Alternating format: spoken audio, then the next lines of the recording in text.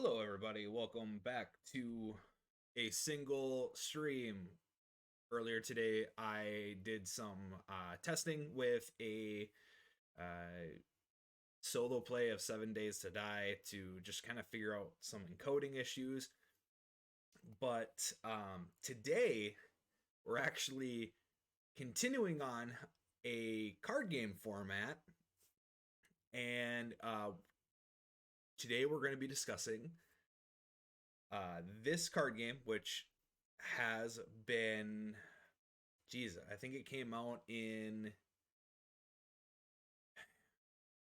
2015, 2016. I don't remember exactly when. I just know it was couple years after high school for me. Um, this card game, Force of Will, had a major. It had a rocky start in the United States. It is a card game originally developed in Japan, and then made its way over to worldwide for release. Should probably also, if I'm talking directly to the audience, I should probably be looking at my audience camera. Today, I actually do have a separate camera right off to the side with my playmat styled camera just to actually show a nicer version of the setup. Um, let's see here. We're on. All right, on to the story. 2015, 2016. New card game gets announced that it is releasing in the United States. Myself, Spud, and two other people for sure, upwards to about five additional people, were super excited and actually adopted early into this card game.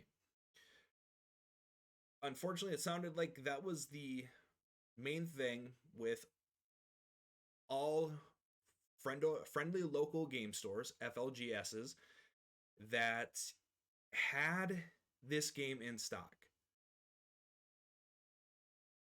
Now, there is a very big online portion to this game, but that's we're not going to get into that until pretty much at the end of the story. The caveat of it is that it hit the United States and basically worldwide so hard that originally the company, I believe is just called the Force of Will Company. I'll have to fact check that here in a little bit. The company did not realize how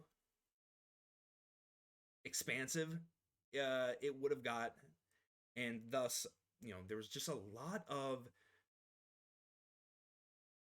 the physical product itself had a lot of issues with keeping in stock. I remember one of the first like physical tournaments at my old local game store. We actually had a bunch of people coming up from the major cities in my state, about 2 hours away.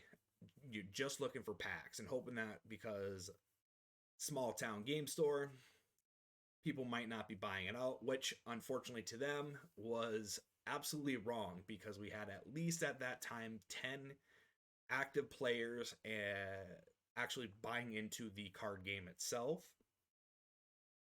Um, so fast forward a little bit, we had 4 pack set rotations that they call clusters. So when I was playing, when it first came to the United States, we had the Grim cluster, which was based off of, usually a lot of their cluster or set names are based off of like a universe lore, which might be a good thing to kind of look. I'll have to look into see if how developed it's gotten. But the in-game lore for at that time was Grimm, or the Brothers Grimm, who is an actual card and a person in the story. something ended up happening. So like fairy tales started to actually like come to life, and a lot of the story there's a lot of story that goes to like each pack and each set, and then currently, if I remember right, we're on the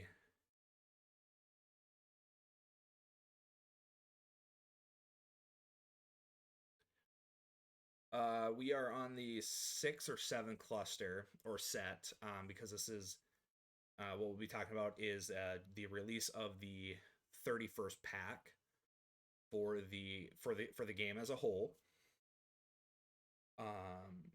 We'll be currently discussing some of the starter deck options and some of the actual pack options, and be kind of going through and seeing really what can come into it. The art style I absolutely love. I know a lot of people don't also like the anime aspect of it, but I think it's pretty neat. But I know I just realized that I went off on a tangent and didn't finish the story. So we would, after a while, there was and not shipping incident, but there was high demand, low supply, hard to get packs, hard to continue for a long time. And unfortunately, with that long time of getting actually the physical product, the really the player base dwindled pretty much everywhere, and except for like major strongholds or cities that kind of had just a populace to keep some of these niche games alive. But definitely in small towns where I grew up in, definitely killed it off. And uh, unfortunately, which I will then discuss a little later, I ended up actually getting out of the card game. I ended up selling or giving away a lot of some really OG cards, and even a lot of misprints too that I think in this game's community would have actually have, if I were to sell it now, would actually be pretty. I'd probably get like at least $10 for a misprint, which is not really that good, but for something this niche, it would probably be a lot better. Um, so it card game died. I got out at that time. Now, really kind of getting back into it just because I found out that there is a huge online presence and a online format that this game I can just play online, which is obviously awesome because this card game plays like a combination of Yu-Gi-Oh and Magic the Gathering. Um, once I pull into the starter decks, I'll kind of like talk about how like what I mean by like it's a fusion of the two. So I'm actually going to shimmy sham this guy over. We'll throw this guy over, and we're gonna talk about the starter deck for the Tails Dual Cluster starter deck for the Force of Will card game. Granted, these are all in English, so that helps out really well. Uh, apparently, I've heard that Italy and the Italian speaking regions really actually like carried the English format of this game, although I believe there is Italian translated cards. But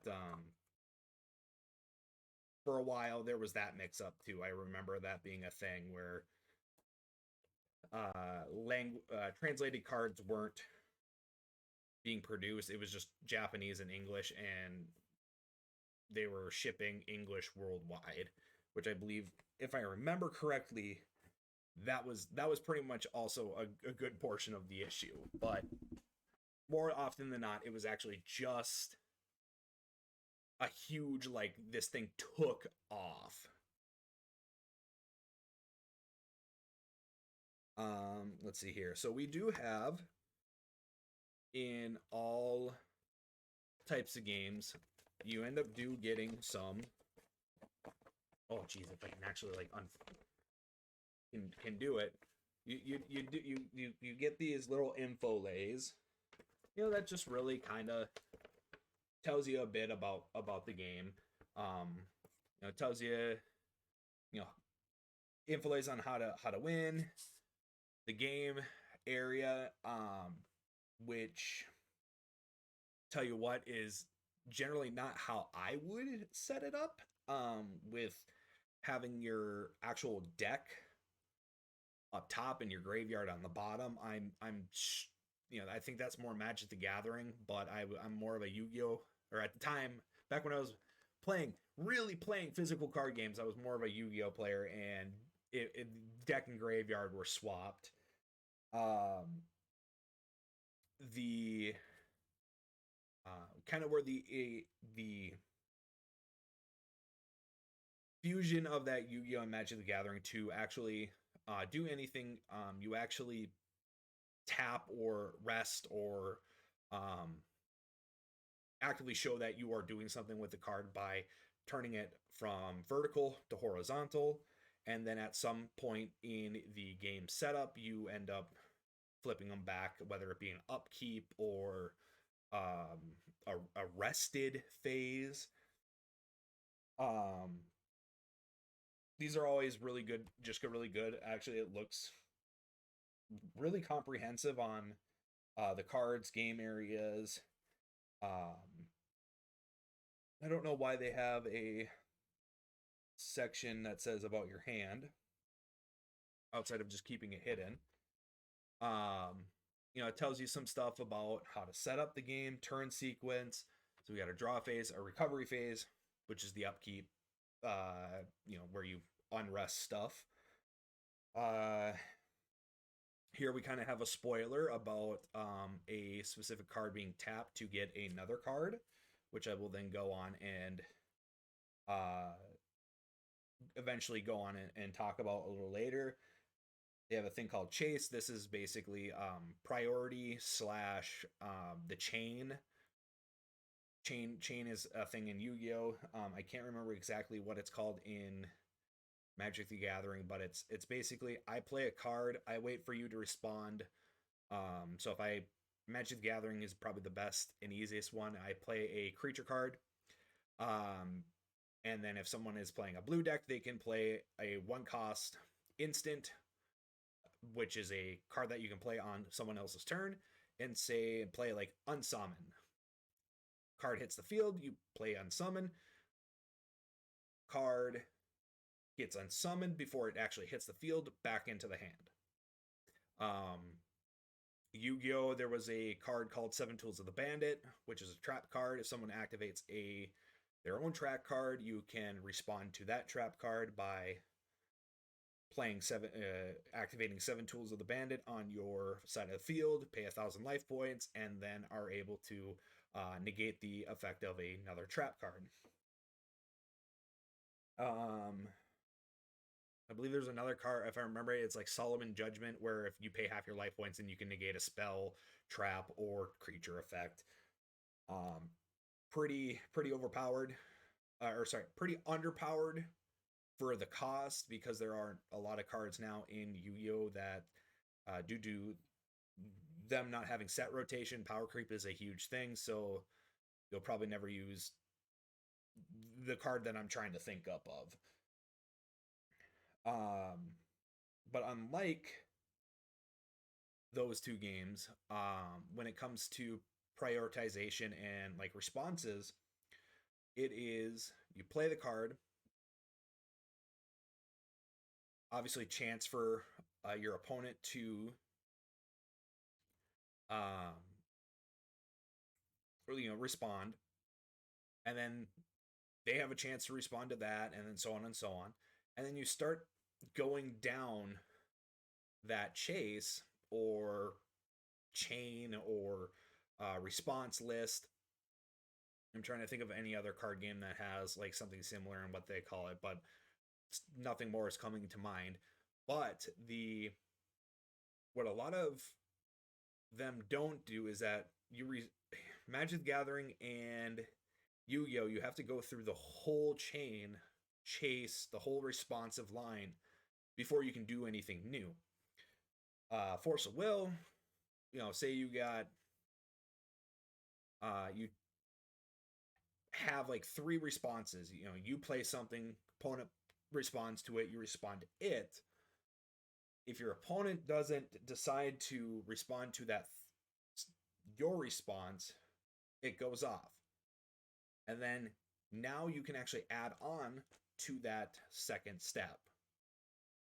If nothing gets added on to that second step, that step gets resolved, and then you can add an additional response to the first card on the chase before it gets resolved. If nothing happens, it gets fully resolved. So you're able to like put like half steps and shimmies into other things.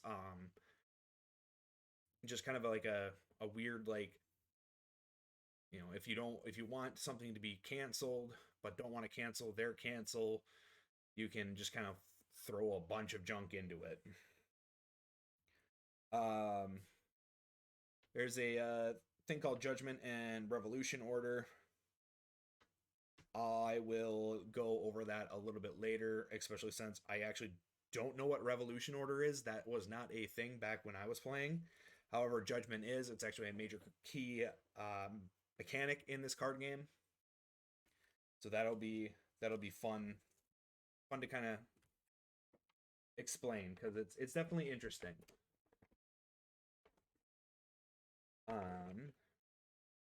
Especially since we're dealing with a card game that I think has, like, even though I'm not the biggest fan of the anime art style, this specific art style I am actually very much a fan of, which is counterconductive of actually not liking the anime art style, although I absolutely like anime. Haven't watched anime in years, but I don't know. Weird catch 22. Oh, and then here's a quick reference. We'll eventually go through that, but I'll put this underneath here. Actually, I might as well just see if I can. That's the glossary. All of these are keywords.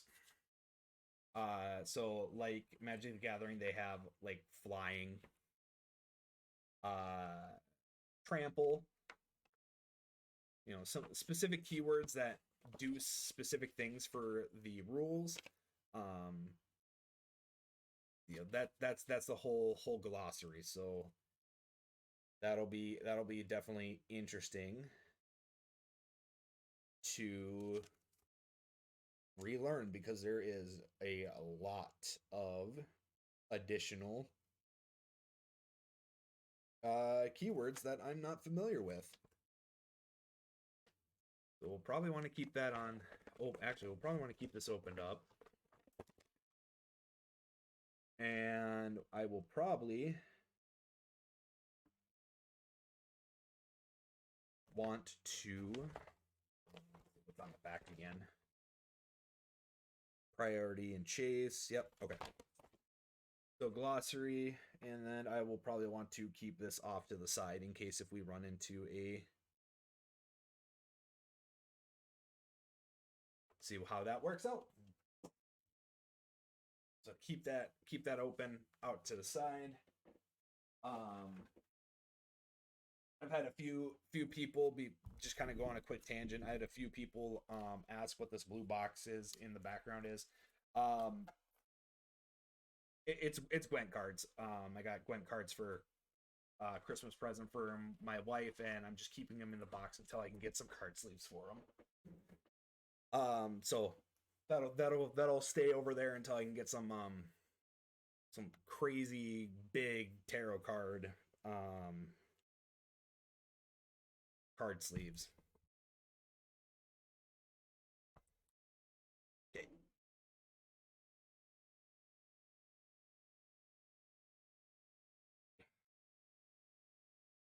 I need they I needed need to get an opener of some kind. Excuse me one moment. Make sure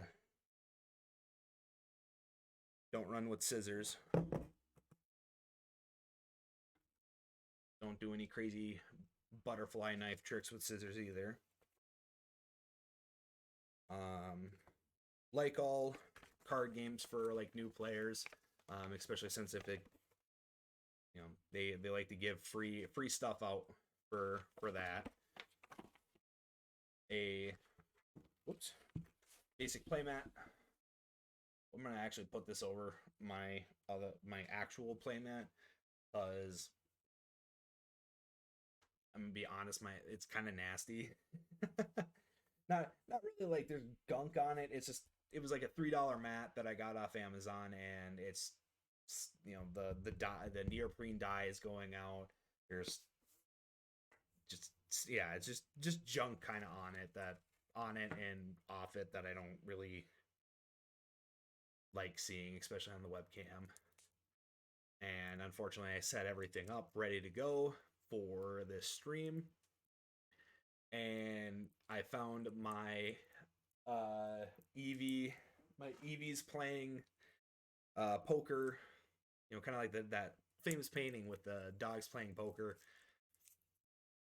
But instead of dogs, it's the Eevee evolution line. I actually found that, so it'll be we'll probably be using that for anything really show offy, if for a good term. I am also trying to just fill the dead air while I try to open this up, and it's just really not wanting to do this. So, as I am trying to also, like I said, fill up the dead air while I'm talking, so I don't actually like do have issues with like what we had before, where all you're hearing is crinkling. Um, we actually have the tail starter deck. So, what's I don't know what if it has been a. Let me shift over. There we go. A little more off onto it. Kind of the really cool thing uh, about this specific starter deck with the start of the new pack rotation. Um, I can literally just go through the first, I don't know, 15 cards, and then you'll see that'll be the whole deck. These decks have full play sets. Upon receiving the deck, you will have full play sets of the cards. Um, so we have top of the game. We have a card labeled as Order of the Game.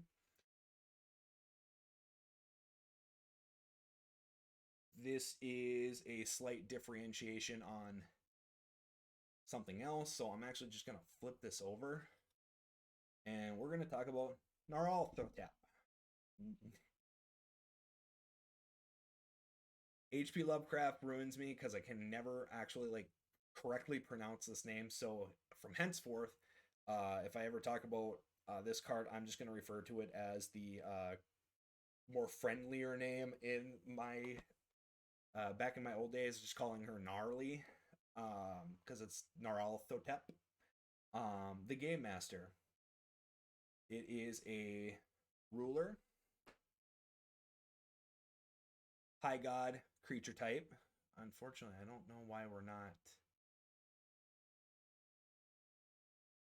auto-focusing. So maybe I need to. Oh no, if I do anything to Oh, let's see here. Camera 1, properties. If I do anything with the actual other program.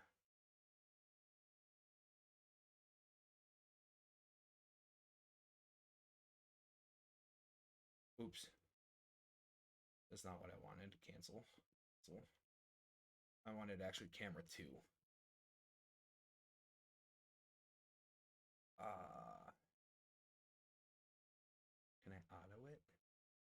Auto be fine? No, that made it slightly worse.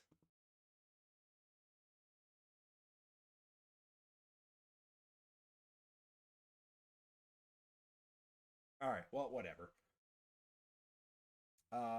Let's see. Noralthotep Game Master, who is a light, fire, darkness costed creature card. It's a specific card a ruler, which when played will go into the ruler side. It is actually not a card that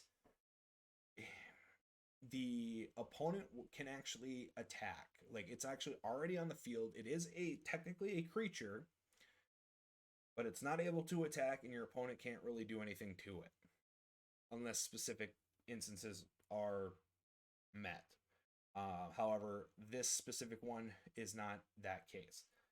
So Neuralthotep is a Tails, which if put that down, go to the keyword.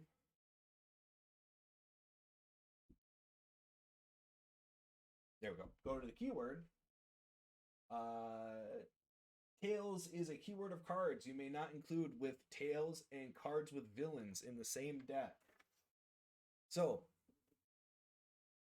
if you were to use this card as your ruler, you would not be able to play any cards with the keyword villain in it. So I gotta kind of slightly angle it so I can actually also read it too, because I do not know what is going on with the blurriness on some of the text on there.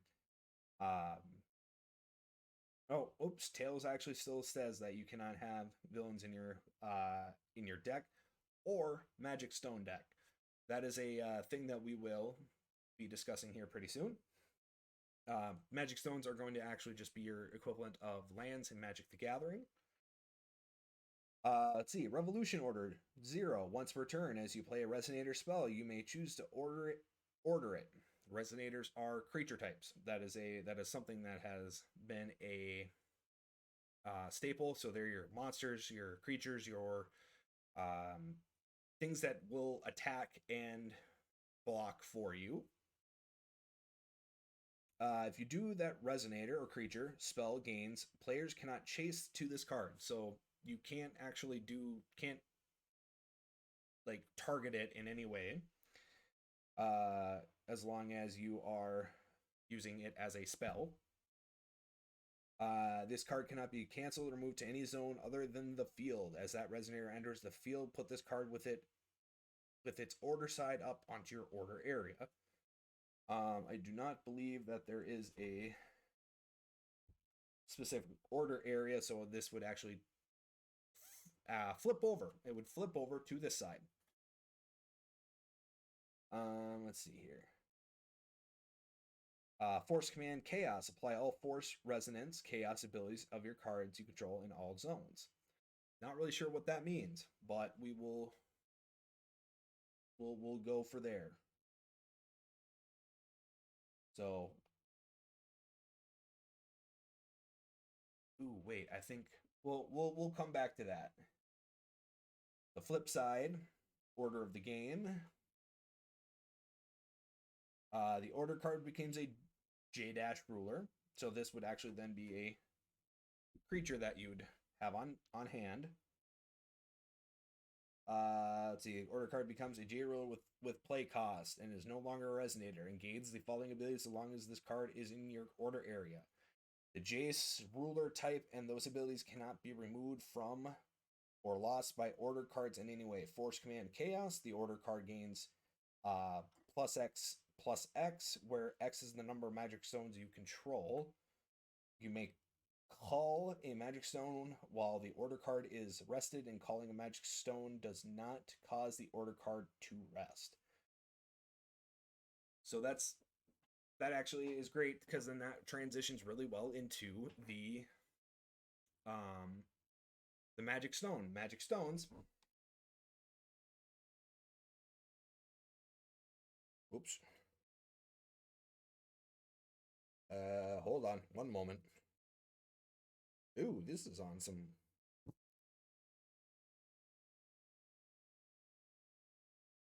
interestingly on some like really thick cardstock. Um, Magic stones are these guys. They're your lands. They are actually unlike lands where they are shuffled into your actual deck and then played like normal. These actually sit off as their own deck. During the main phase, you're able to rest your ruler to call a magic stone, and then you can then use rest the stone to generate will or mana. In this game, it's called will, to be able to actually play cards off of. So rest the amount of magic stones, you get the will. You use the will from your pool to play cards. So that's basically that.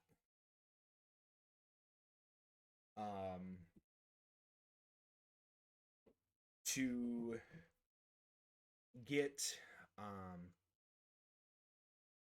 to really play the game, you can do one of two ways. You can play basically scratch paper, where it's you're keeping track of your life totals through scratch paper, or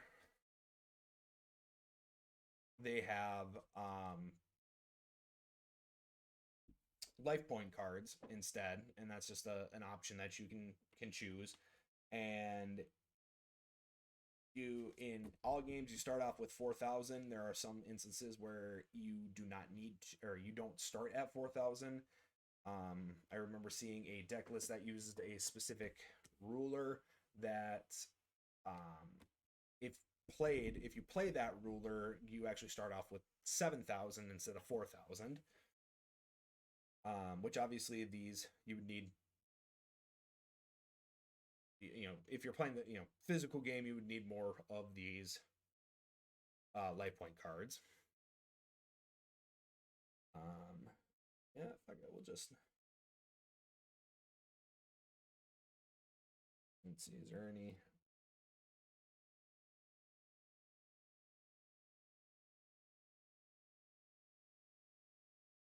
yeah, put them off to the side. Let's see here, what else? There is also what's called a will coin, which is just a intangible object, or in this case, if you have the starter deck, you actually get a specific art thing. If you are to go first, you basically go first. You draw first. You do your whole turn first. This game is kind of like Hearthstone in the aspect of, if you don't go first, you get a initial mana or coin to use to like basically mean that like you got two resources that you can use at the very least at turn one, for the fact that you're not starting first. Will coins are only one-time use, so once you use it, it's gone. But the will coin is only dictatable by banishing this card. So one use only, get rid of it after you're done. You can produce a light will, fire will, or darkness will, and that is basically the same information on top of the card. Unfortunately, I don't. Now in the physical game, because the Rulers are dual sided. You'll want a clear plastic card sleeve if you're playing with sleeves. Those are really the only cards that are dual sided. Um, yeah, they're the only cards that are dual sided because well, you need a back to them. The So onto the actual cards, we have Barbados, Aspiring Ascendant. Um, each of the card layout is you have your creature cost. So in this case, it is two fire will, and then this zero here. If it's zero, it doesn't. You don't have any like generic will that you need to put to it, whether it be fire, light, wind, darkness, or water. Um, you don't need to put additional stones, but will into it. But regardless, you have to put two firestone or two fire will into actually producing this creature into your field. Resonator, which means it is a creature. Human. It has the tails, so we know tails can't have any villains in the same deck. Resonance, Fire, Magic Stone. You may rest target J/Resonator. J/Resonator so is basically any creature that you have on the field, because there are some cards that are able to rulers that you can actually pay a specific cost to judgment them, which means basically you flip them over, use their other side, and they will actually have stat blocks for as a creature. So you would have an attack and defense, or an attack and toughness, however you want to say it. You can maybe I won't continue with the holographics because this is actually not looking too hot on the additional feedback. The Let's see here. We got a pay one to be able to increase or sorry, this pay one, no rest to just straight pay one, no tap to do 200 damage to your opponent. Let's see here. We got Revolution. This card gains the following text as long as it is ordered. Enter, put any top card of your Magic Stone deck into the field. It gains at the next end of your turn. Put this card on the bottom of its owner's Magic Stone deck. So the order, you end up getting some additional effects to it. And then in addition to the Revolution, you get whenever damage dealt to your opponent, target J/Resonator. So J ruler. So creature ruler or creature you control gains swiftness until the end of the turn. Swiftness is just like in Magic the Gathering. If you play a card, it basically it has to sit for one turn before it can even, or you play a monster card, and it has to. You basically can't do anything with it for the rest of your turn. On the next turn, or basically your opponent's turn, that's when you can start actually using it. Once it gets back to your turn, if you want to attack with it, that's when you can attack with it, is when it gets to your next turn. It's classified as Summoning Sickness, Swiftness, or I think there is another card game that refers to it as Quickness to try to differentiate between Magic, but it's just basically the same thing. If it's Swiftness, it is quick. It can ignore that Summoning Sickness cost. I think that's what I'm actually going to do. I'm just going to take down the holographic sets, because there is a 3 non-foils. One of each card is foiled, and there's 4 cards of each. So and these are printed on some pretty nice card stock nowadays. They weren't that nice comparative, but I mean definitely compared to like you how Yu-Gi-Oh has been from what I remember, and even Magic the Gathering. This card game has always had the better card stock, but I've heard it's even better comparative because I don't exactly remember how good it was. Let's see here. We got Cthulhu's Intimidation, which is a you pay one firewall less to put this card. Play this card for each magic stone that entered the field until your oh geez, I can't even read. You may pay a firestone less to play this card for each fire magic stone that entered the field under your control this turn. This card deals 600 damage to each J/Resonator your opponent controls. If 2 or more fire magic stones were put into the field under your control this turn, damage J Resonator cannot block until end of the turn. If 3 or more fire magic stones were put into the field under your control this turn, draw a card. So normally with calling a stone, that's one application. We know that Barbados, if he is ordered, we're able to get a magic stone. So there obviously is more ways to get magic stone through card effect, but the surefire way to get it to make sure it stays on the field, because Barbados, if it comes out at the end of the turn, it goes back. The only surefire way is just to tap your ruler to get your actual mana off.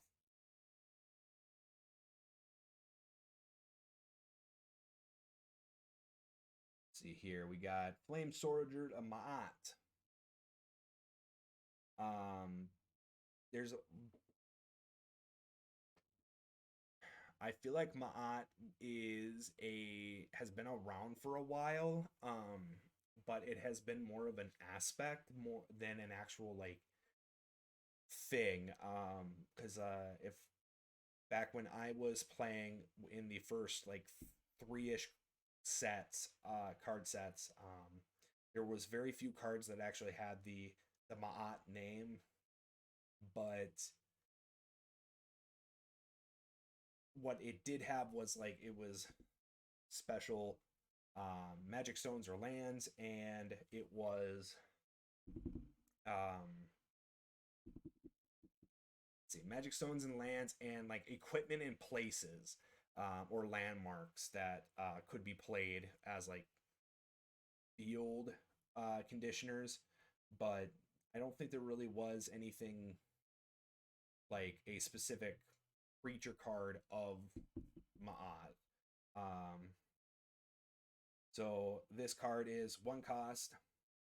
It has Pierce, so if it were to be blocked, any remaining attack is then overflowed into the opponent's life.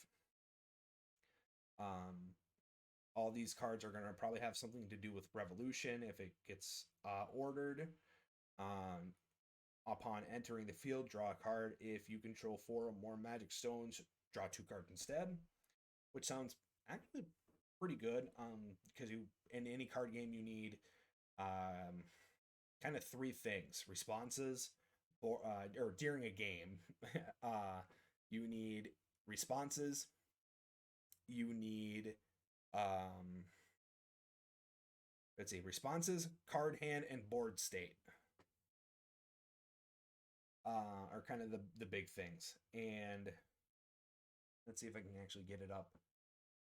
I mean, it's still kind of blurry, but you can see that our actual like attack and toughness cards are definitely more, they're unlike Magic where they're single digit numbers, these are in the hundreds, but essentially it's all the same. You can just knock off the back 2 zeros and be like, okay, for a 4/4 creature, 400 creature, your life total starts at 4,000. You can knock down 2 zeros and you start off with 40. So The Magic the Gathering players can like really, you know, some of the more uncommon or not shared uh, key skills or keywords. They'll have to look into, but like the general aspect of it, of this card game is very much the same. Um, and even when Spud was playing, when me and Spud were actually physically playing, um, that's how he would do everything in his head. He wouldn't even say it. It's a 400, it's a 4/4 creature. Um, so that's different ways to kind of look at it and continue, to try to understand. Let's see here. So here we go. Here's our first instance. So this is a technically 2-cost creature, and one of the will or mana needed to summon it has to be a Firestone. Resonator Beast, Flaming Salamander. It is a 700 or a 7/7 if you want to get more of the Magic the Gathering phrasing and whatnot. We have a Resonator, Resonance Fire Magic Stone. This card deals 600 damage to target J Resonator. If damage was dealt to the chosen target this way, destroy it.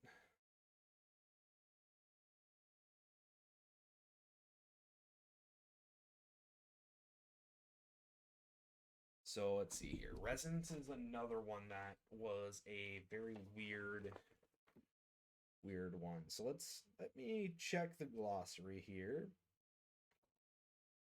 For Resonance. Resonance, here we go. Cards with this ability followed by one or more Magic Stone types have an automatic ability that triggers whenever a Magic Stone of the specific type or a non-Magic Stone card with a Magic Stone type enters the field under your control.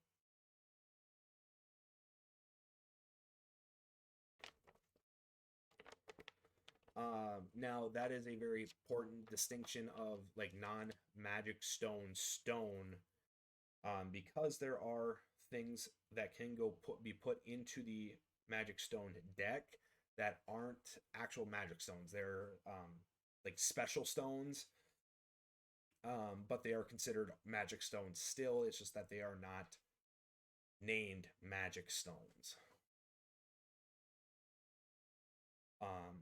I wish that this deck actually had one to showcase, but I got some stuff that we can open up on stream to really kind of showcase it.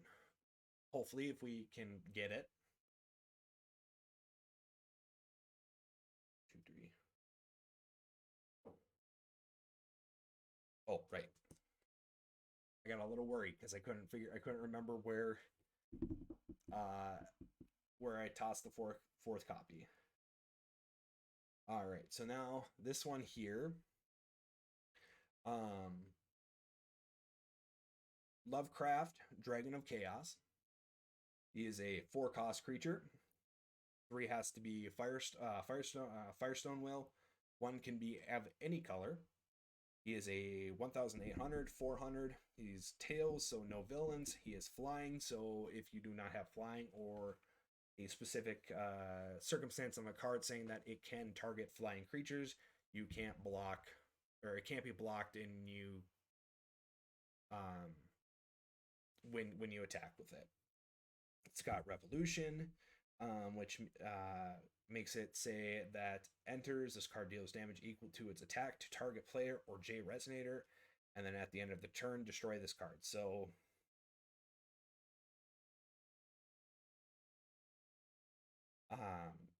so you can kind of like really end the game with it, because that's almost 2,000, which is almost half the life, half your life total in the game. You have Phantasmal Ascendant, 1-cost drop, 400, 400, or 4/4. It has the geez, I just don't like the here, let me see. This is a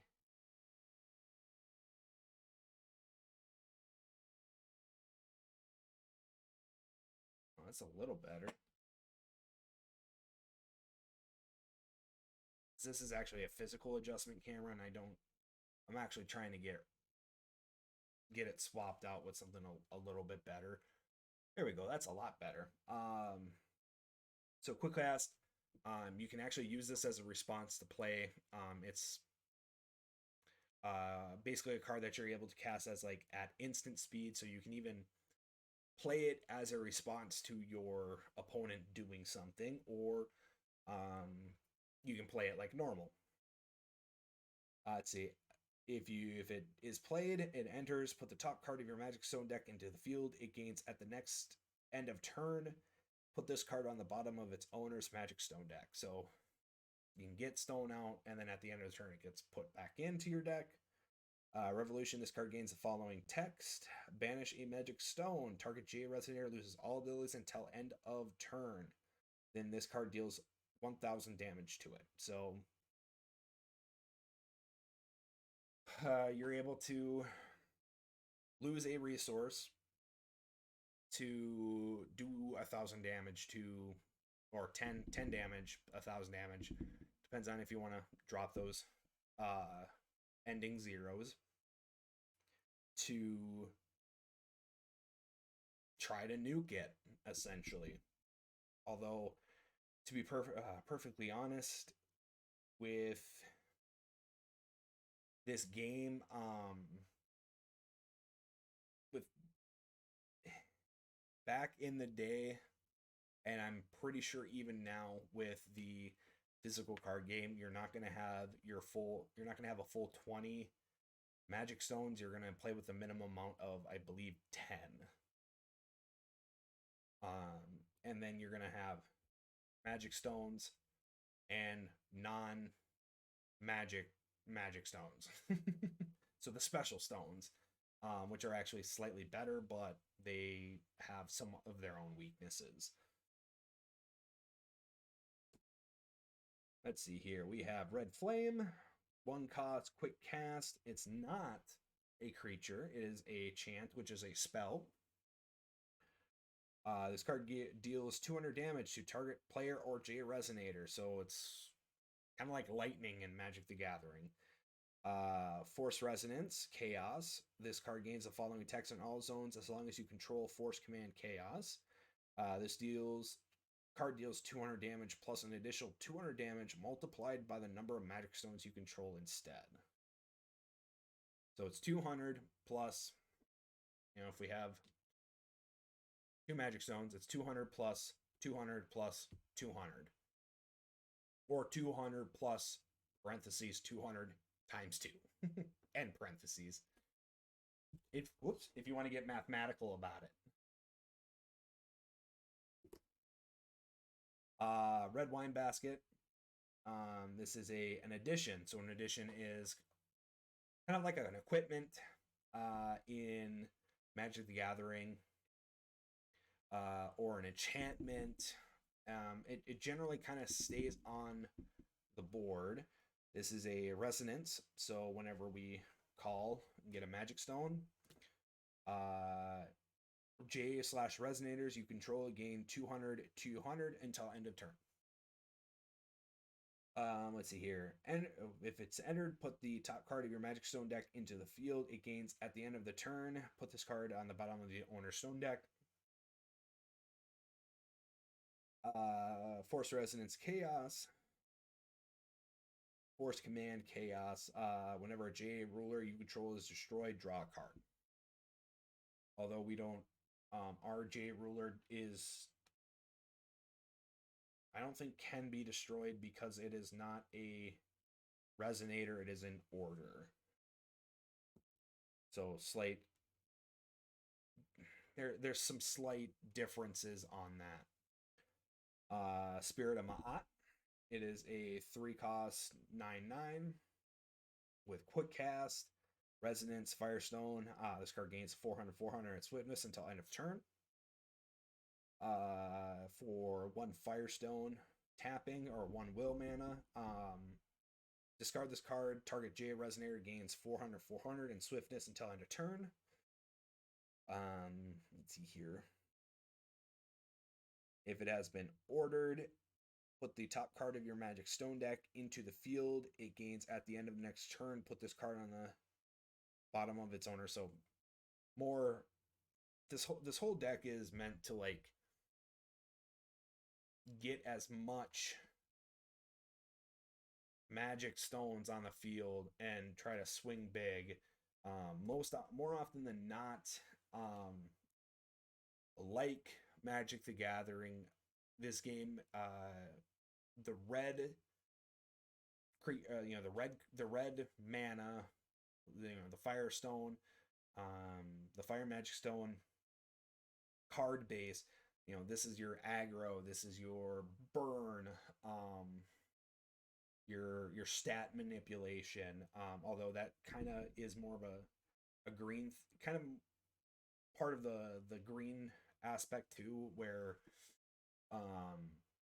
like in Magic the Gathering, there's enlarge, where or is it enlarge or is it overgrowth? Anyway, there's like one or two cost cards out in Magic the Gathering where if you play it on a creature, it basically adds more attack and toughness to it. And that's kind of what they want to do, but they're doing it in slightly different ways by increasing your Magic Stone resources to get those benefits. And then we have, let's see, sudden manifestation of power. The top card of your Magic Stone deck into the field. It gains at the next end of turn. Put this card on the bottom of the owner's Magic Stone card, Stone deck. Draw a card. That's a 1 cost. These, I believe, no, one of these is, which one is it? Let's see here. Like I said, they just released last month, like early December, a pack called Game of the Gods, and this is kind of what this deck draws from, except for red wine and bread, and Lovecraft Dragon of Chaos. These two are strictly in the the starter deck that you can acquire. So in well, it doesn't matter. I'll just quickly pull this up.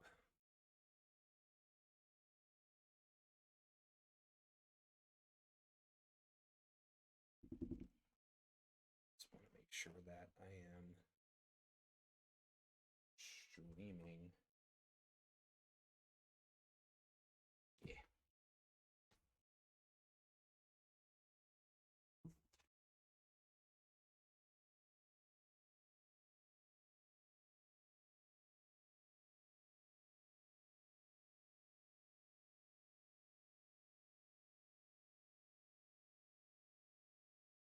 Slide like that. Toss it off to the side.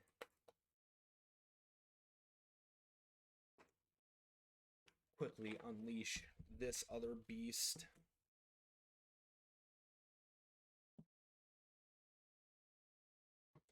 Oops.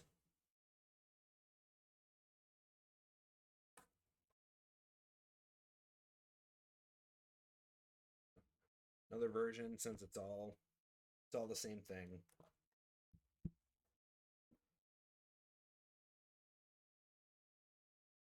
All right. So actually, while I fight to get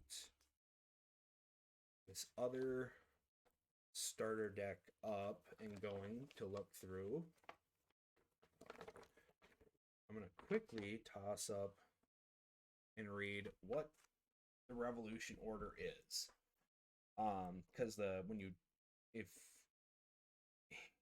if you're so judgment, if your ruler has a judgment Ability, you can judgment to your ruler onto the field as a J ruler. As a J ruler may battle just like your resonators. To do judgment, your ruler must be recovered, so not tapped, and you must fulfill conditions in its judgment ability when resolving the judgment. Usually, the conditions are um, pay X amount of mana of specific stones.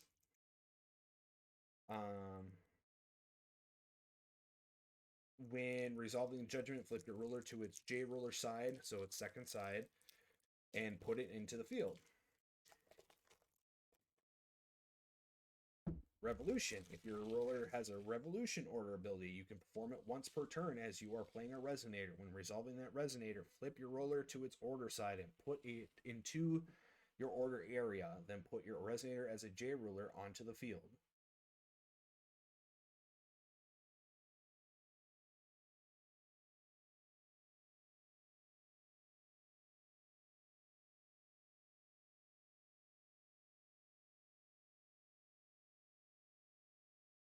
You're not. So some things to just kind of keep in mind. Although it can attack or block, remember that your J ruler is not a resonator, therefore it is not affected by any effects that apply only to resonators.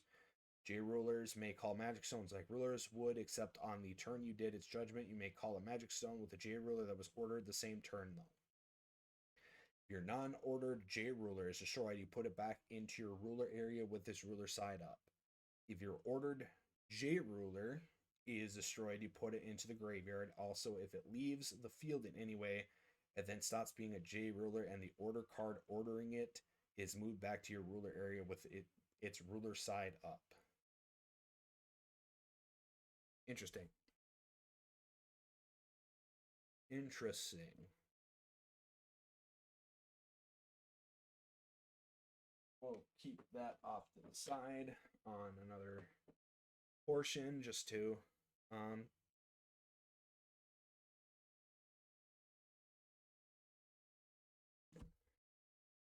see how it is. So, our ruler for this one is actually Odin. Odin, who is the god of war. He is considered a villain, which is interesting. You cannot have cards with tails in your deck or Magic Stone deck. Let's see here. Oh, it tells you how the Revolution order goes. Force Command, Faith, apply all Force Resonators, or Force Resonance, Faith abilities, every card you control into all zones. Okay, so as long as Odin, God of War, is your ruler, if they have the Force Resonance Faith, you would then be able to get that additional thing. He is a high god with light, wind, and darkness. Flip him over to his Order of War.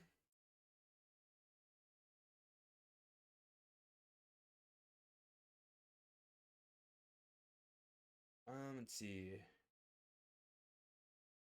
Force Command Faith. You order cards gain. The ordered cards gain plus 200 and Pierce. Let's see here. You may call a Magic Stone with the order card is rested, and calling a Magic Stone does not order. Oh, okay. What is.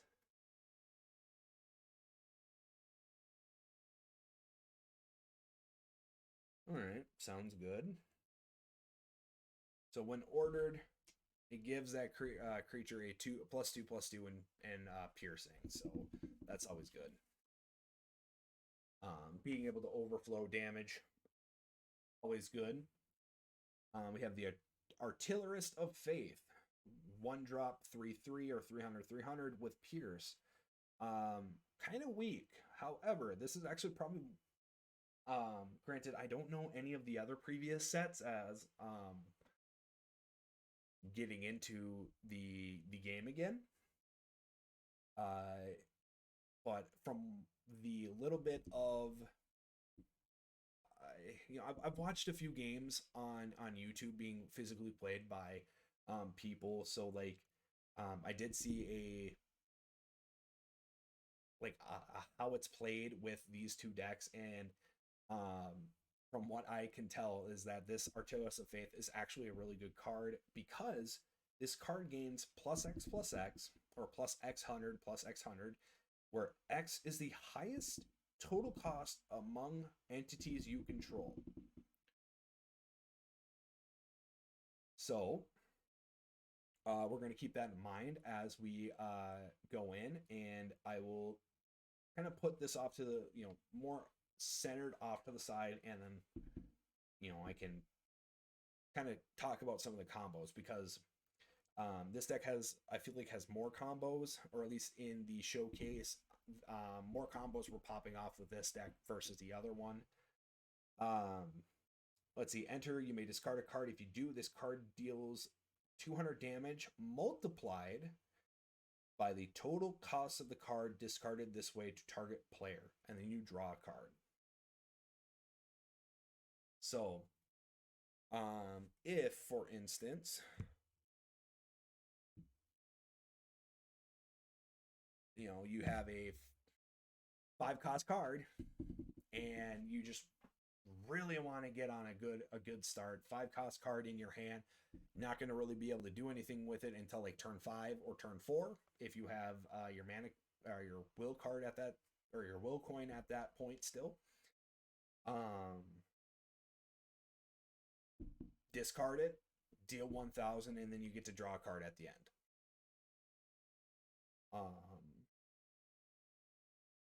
That's super good. We have Order of the Valkyries, put 2 400 light soldier resonator tokens. So there's tokens. Force Resonance Faith.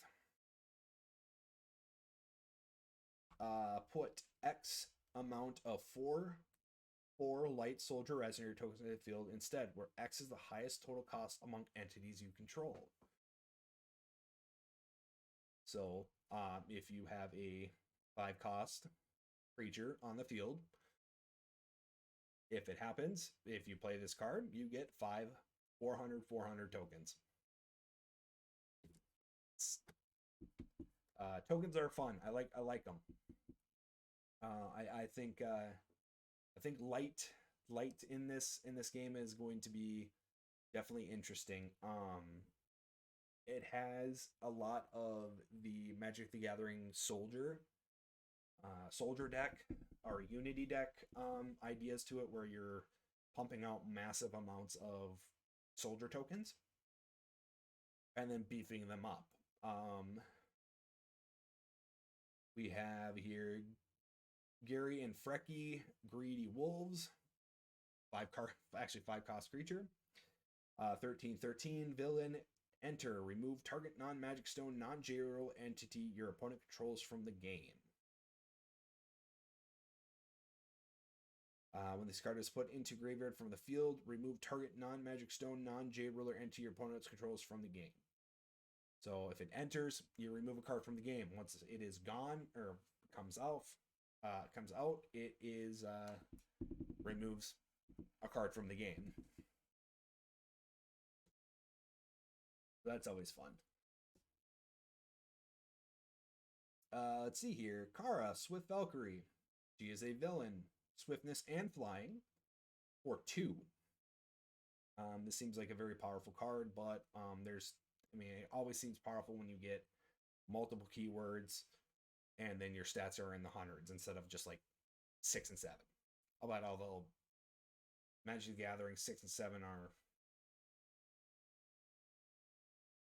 kind of high cost cards, but you're also playing with double the life amount. So really it's a 2/3 essentially with flying and swiftness. So tap.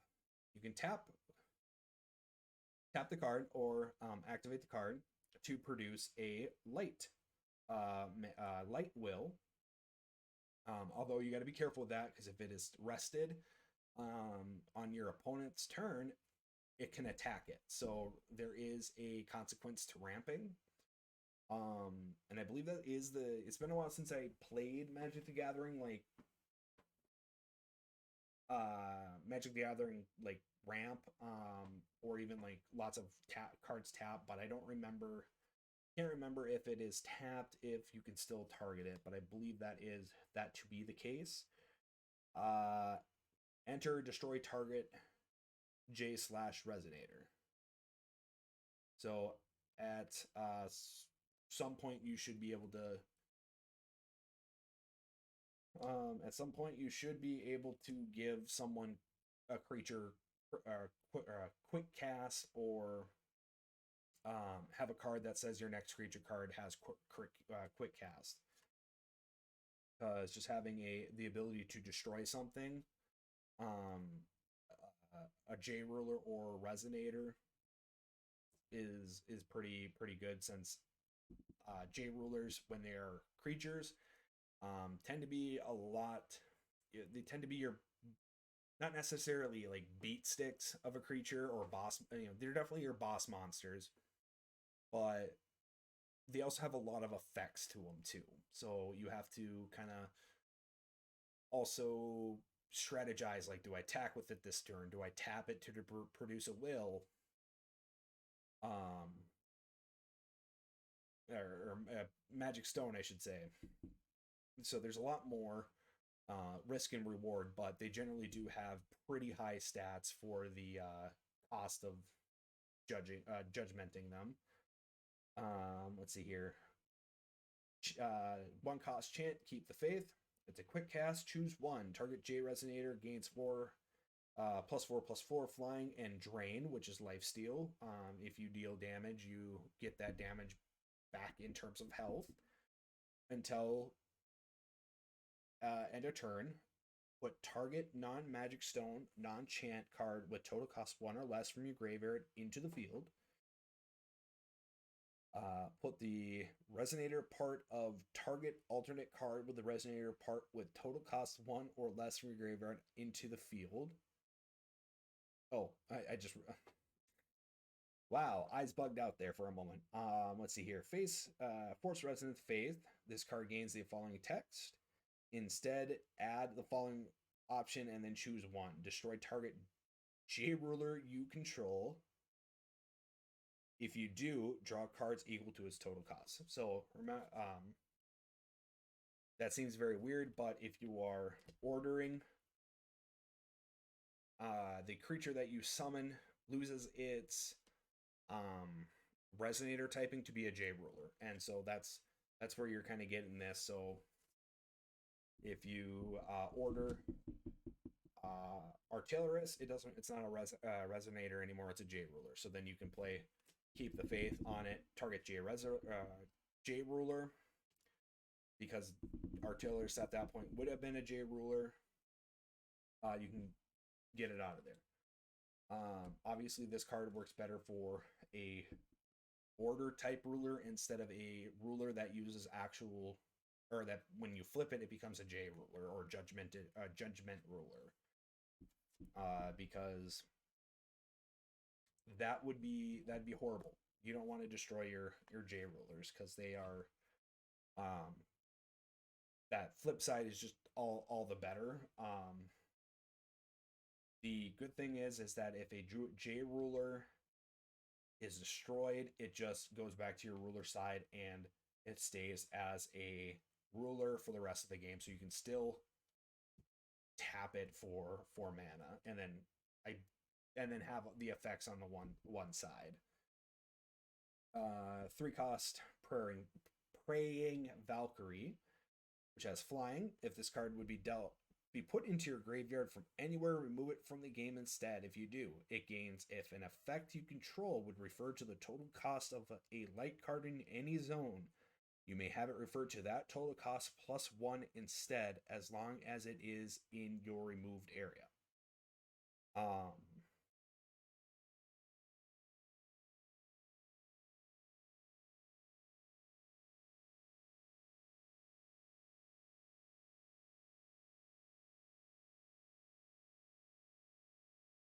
So as long as something is in your with this card, if it is removed instead, you can then something that is referred to total cost among entities in any zone. This would be not if this was the only card in your zone, it wouldn't be 3, it'd be +1, so it'd be 4. Be due to the ability. Tap, discard this card to draw a card. Revolution. If it's ordered, it gains this text. You gain 1,000 life. Draw 2 cards. If the total cost of this card is 5 or more.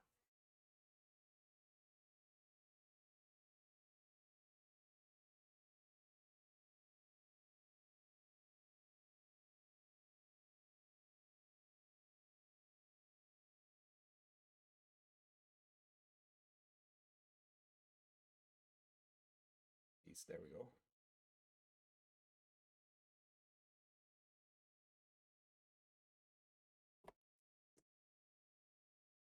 We got Brand Grid, Villain Flying. This card gains +X, where X is the highest total cost among entities you control. Revolution. Upon entering, destroy all J/resonators your opponent controls with attack less than or equal to the attack of this card.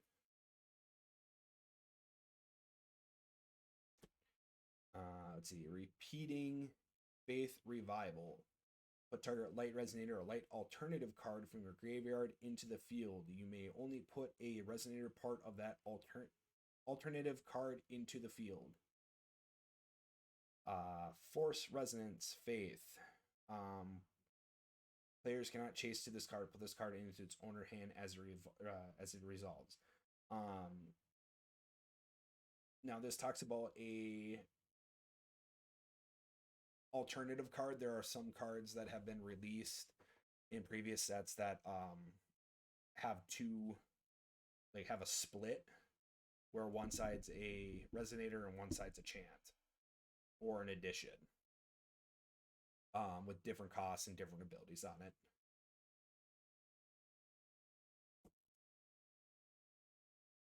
Let's see here. We got. Actually, I'm just gonna kind of show that kind of artwork in a lot of these cards are amazing.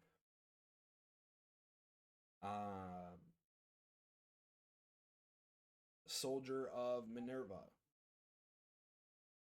I hope the got some gates up to prevent dogs from going into the kitchen, and it sounds like it needs oil, so hopefully it's not catching up on the stream, but it does definitely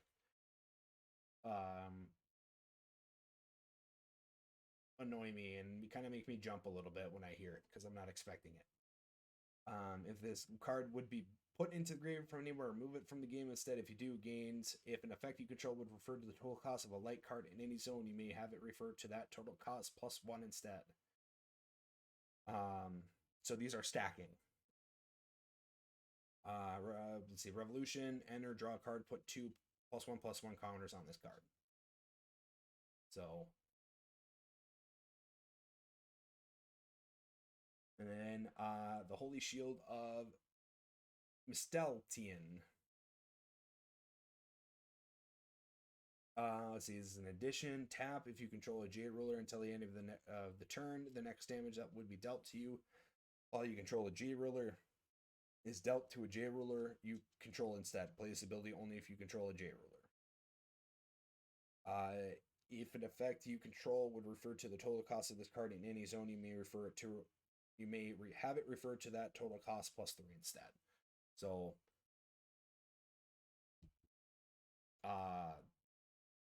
this would automatically be a 4/4 or a 4 cost. So let's see who had what. Was it? It was this one. Rand Grid, where this card gains +X, where X is the total highest among of entities you control. I believe 4 would be the easiest to get right away. This would basically be get this on turn 1. Obviously, don't put it down on turn 1 if you have a turn 1 drop, but this is a good setup to have where you can just play the card and then just have something crazy on the field. Especially since that's a good 2 turn. On second turn, this is probably be a good board state to have where it's a 7/7 with piercing, and the only time it would get any higher is potentially when you have Gary and Frecky on the field, which is a 5 cost creature, and you wouldn't even be able to get that until turn 4 for if you have your will coin still, or turn 5. Magic stones. Usually they do look like stones, but this one looks more of Egyptian style, which is a very weird, considering since all of the cards in this deck so far has been either like medieval, or Valkyrie. I mean, Greggy and Fairy, or Gary and Frecky are, um, the Sun Wolf and the Moon Wolf of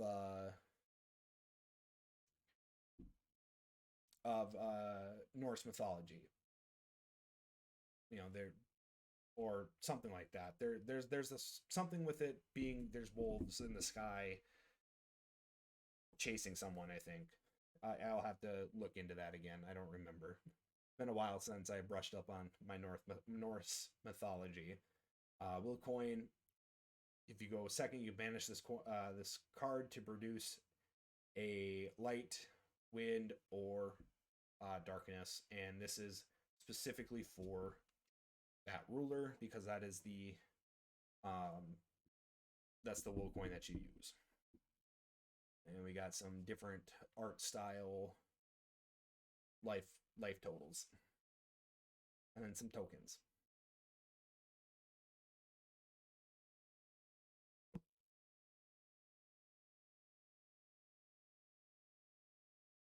So we'll get this quickly cleaned up,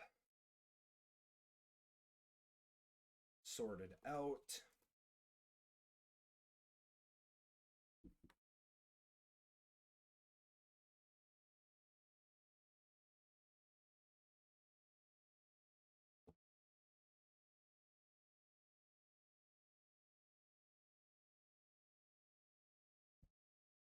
So I don't know exactly how to really sort these out anymore.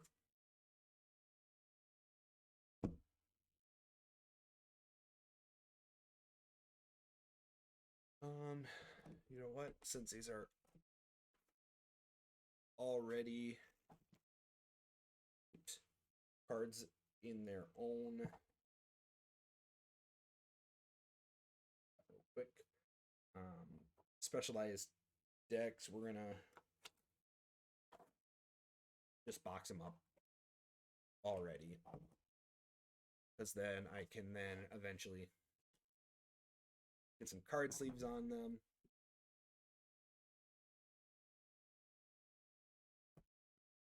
Maybe, I don't know. It'll be weird. Because all I got still are generic. Well, not really generic. Just from when I was playing Pokemon regularly. I just that's what I have for card sleeves. So that's what I'd use until something else can get developed.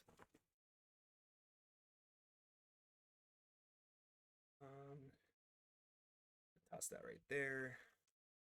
Sorry if I have crinkle paper in the mic. I just have a napkin off the side so that it doesn't touch the desk outright, to help protect some stuff, and also too while it's if I don't have anything there, I can have something to drink sitting on the side there. Because talking is very draining. And Sometimes you gotta wet that whistle.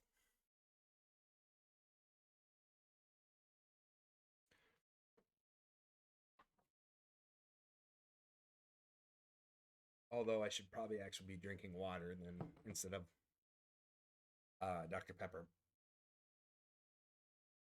But that's what I got.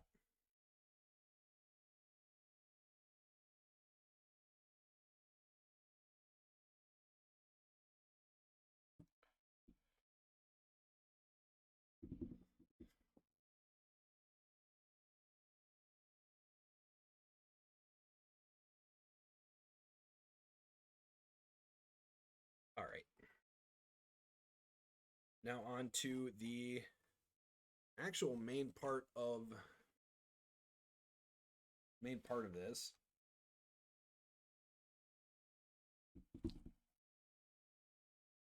Wait, that's not right.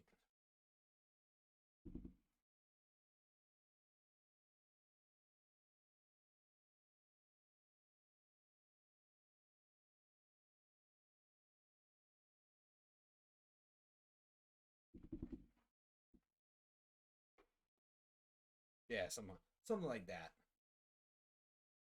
So we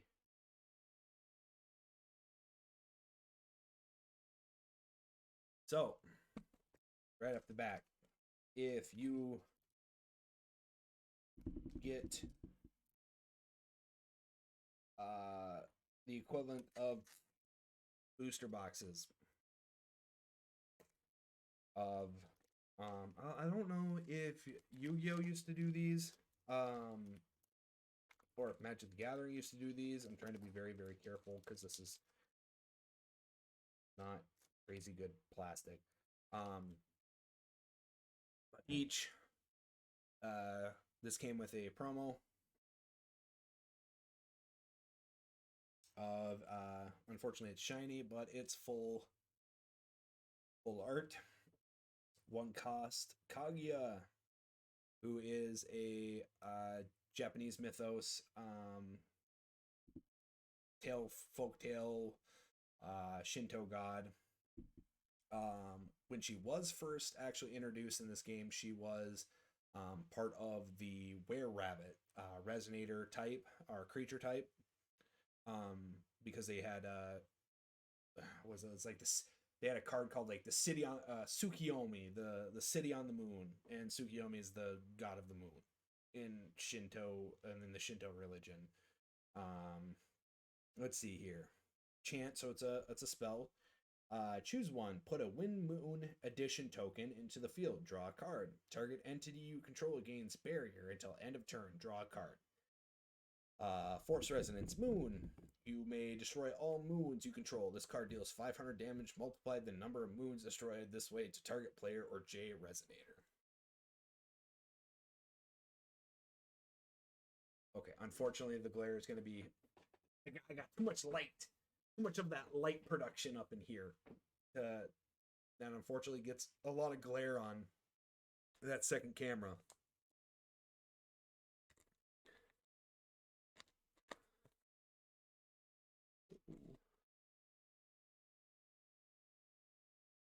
So let's see here. So if I do this correctly,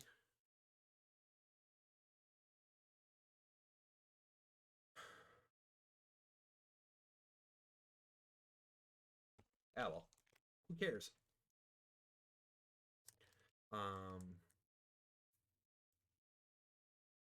It should be, let's see, 3 stacks, should be 6 in each stack.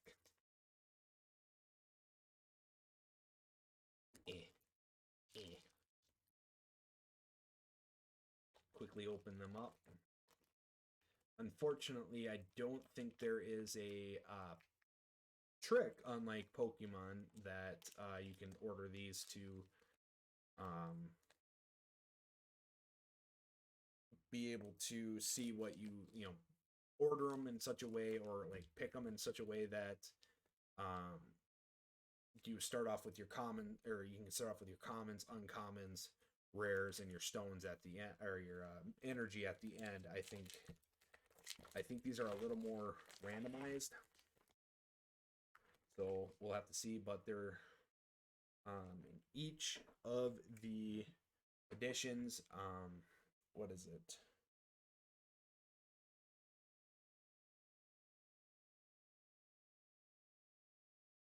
So I like to just kind of spread them out because unfortunately that also will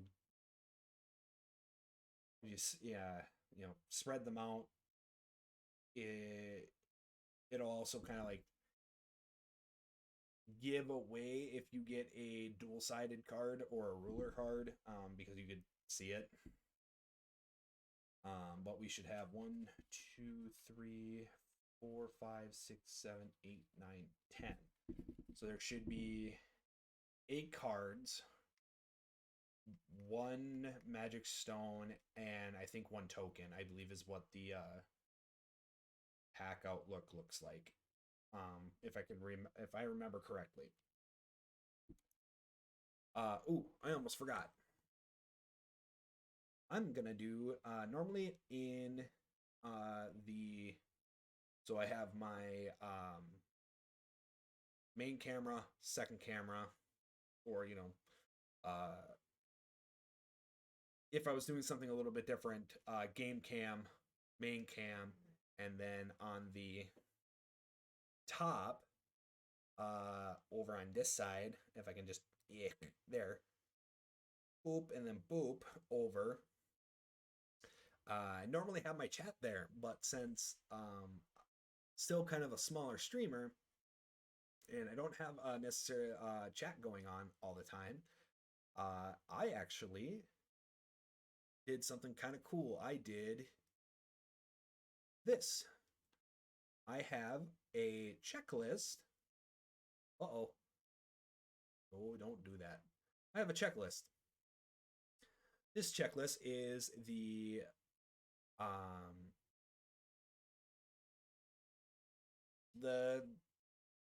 of the whole set, and you can see that we have uh 2 cells blotted out on this Excel spreadsheet, and that's basically a unfortunately it doesn't look like my mouse shows up, which is a little shame, but um this top portion, there we go. This top portion says have.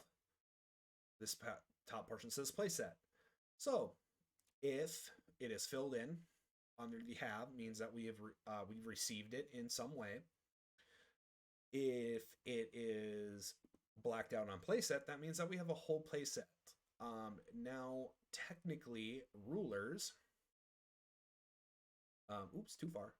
Rulers, so like our Odin and Naralthatep, those are blacked out technically because a playset is only one for any of the rulers. However, I'm going to try to get 4 copies of each because then it's more. I kind of have this discussion on our 7 days to die stream last time with Mal on like, yes, a playset is for majority of the stuff unless if it can only be played. You can only have one in the game, like a ruler, which would a playset would be one. I'm kind of looking for that collector's playset, which means that you ignore the limitation and you get a full 4 copies. But so I actually went in because I already knew kind of what was in the starter decks, and I have filled in the ones that we have received in the starter deck and which ones that we have play sets. Spoiler alert, the starter decks give full play sets, so those are, we have a good chunk of the light and fire will cards already checked, and 2 out of the 4 rulers already checked, so we got a good starting amount.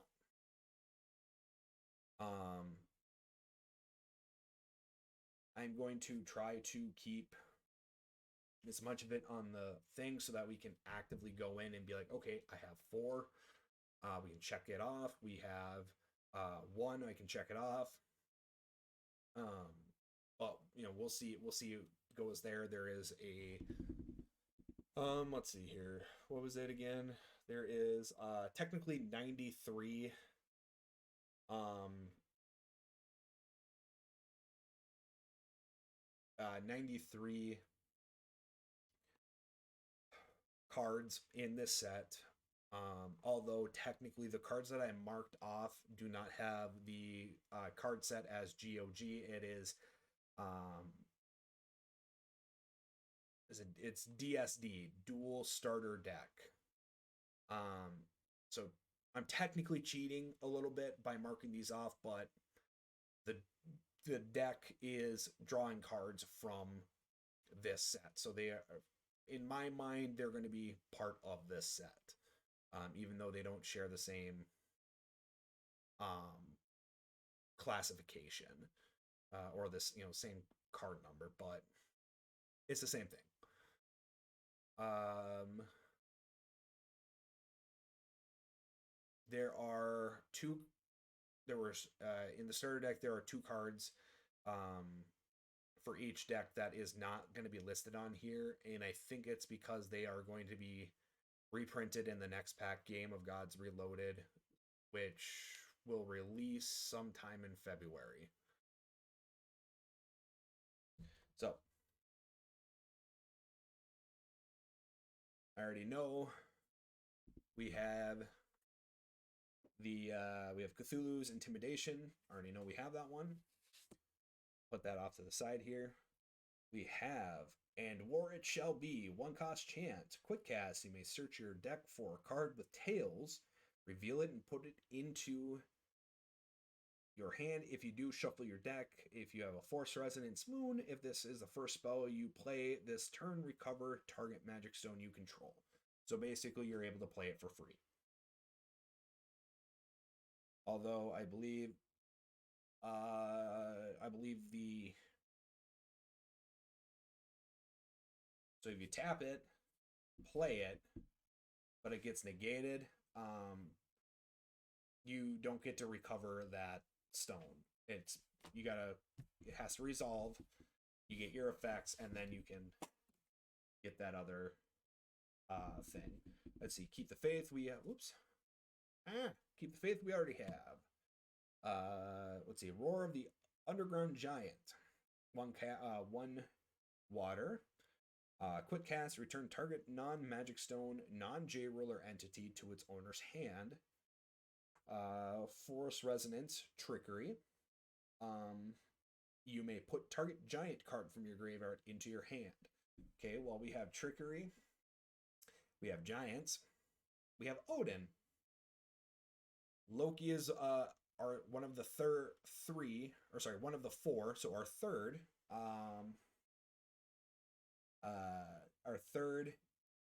ruler that we can get from this set. Kaguya being the fourth, or however you want to put it. Usually it goes light, fire, water, wind. So yeah. I think darkness is in there somewhere, but I don't know if there's a darkness ruler. Um, since it looks like the rulers in this set are going to be 3 will instead of 1 or 2 will.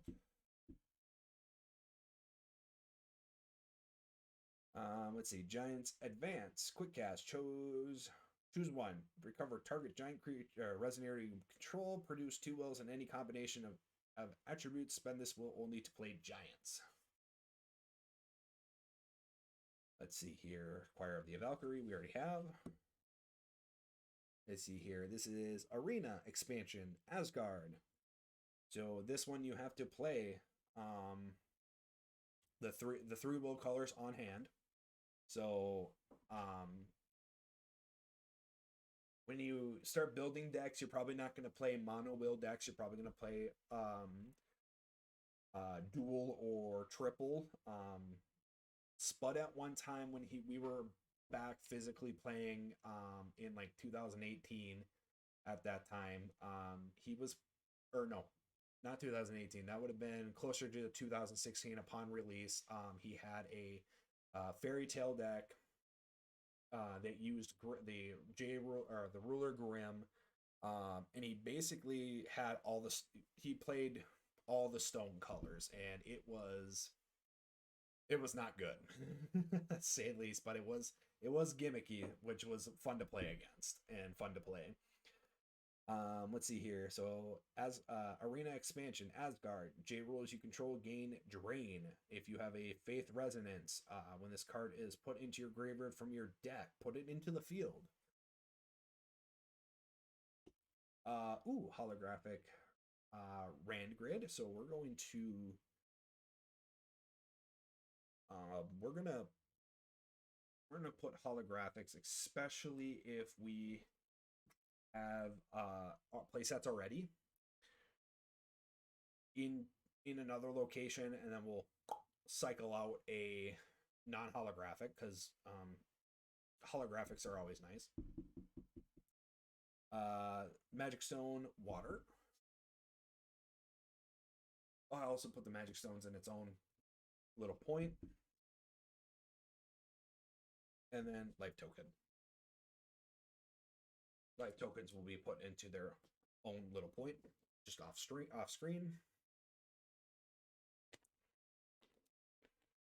Try not to get too crinkly with stuff because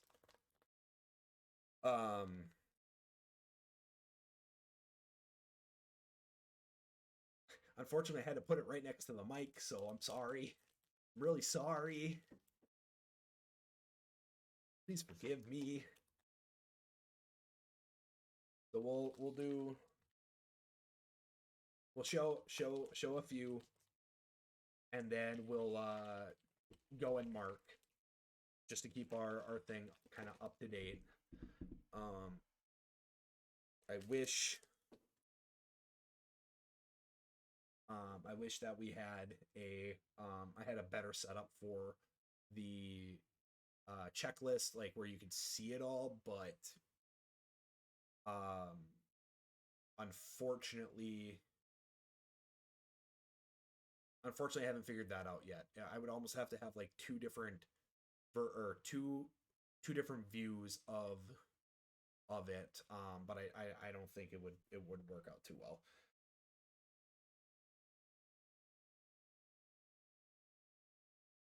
So I'm just gonna flip the back two right away because those are going to be our token cards. So we have a will coin, and then a magic coin or magic stone. So will coin going to be off to the side. Probably get a couple of those will coins, but unfortunately, because it's technically a token, hopefully we don't get too many because I mean you can only use one a turn. Let's see, Spirit Stone of Mayat or Mott. So we already have, so I'm going to keep that off to the side. Jimmy Sham these so we can have a fair amount on hand showcase. So we have Fairy of Trickery.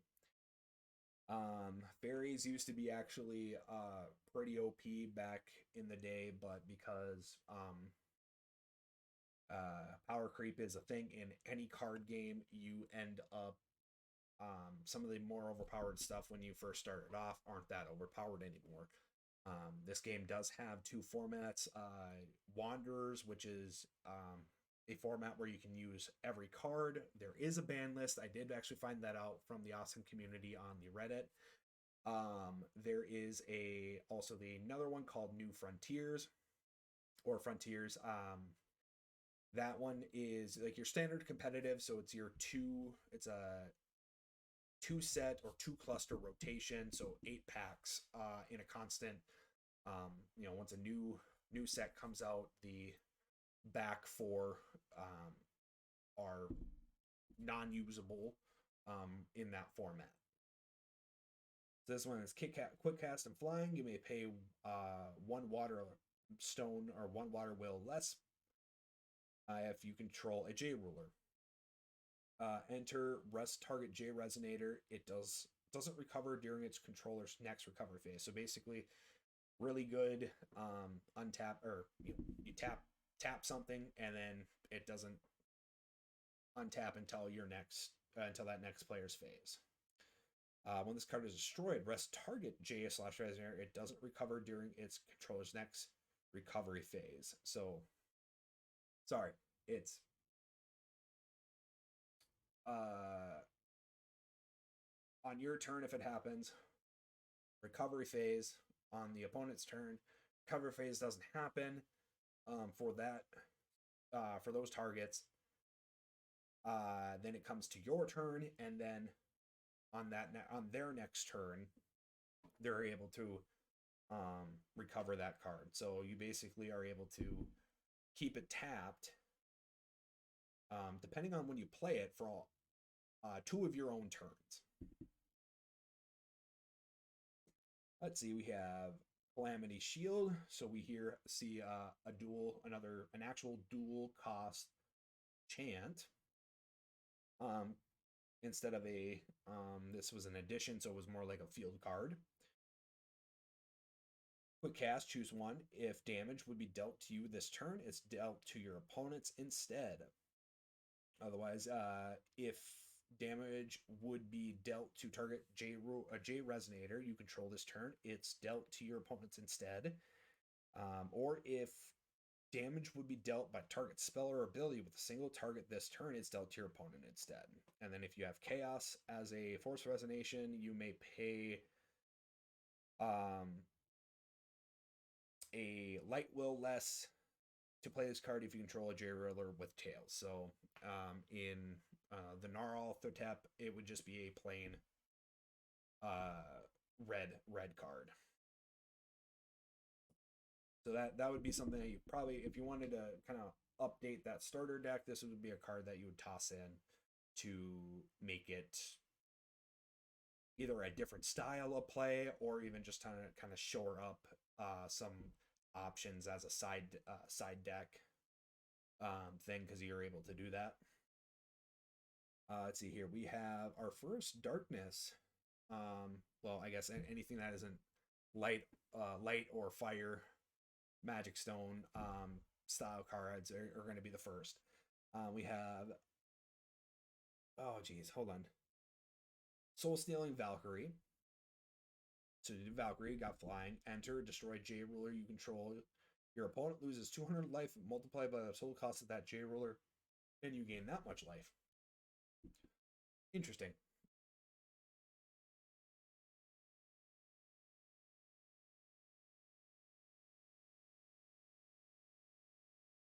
Let's see here. We got Loki's Grace. Quick cast, rest target J slash Resonator. If you have a Force Resonance Trickery at the beginning of your turn, put this card from your graveyard into your hand. We got Artillerist of Faith. Got that guy. Let's see here. Ooh. Got an itch on my head. So we got Skid Blandier,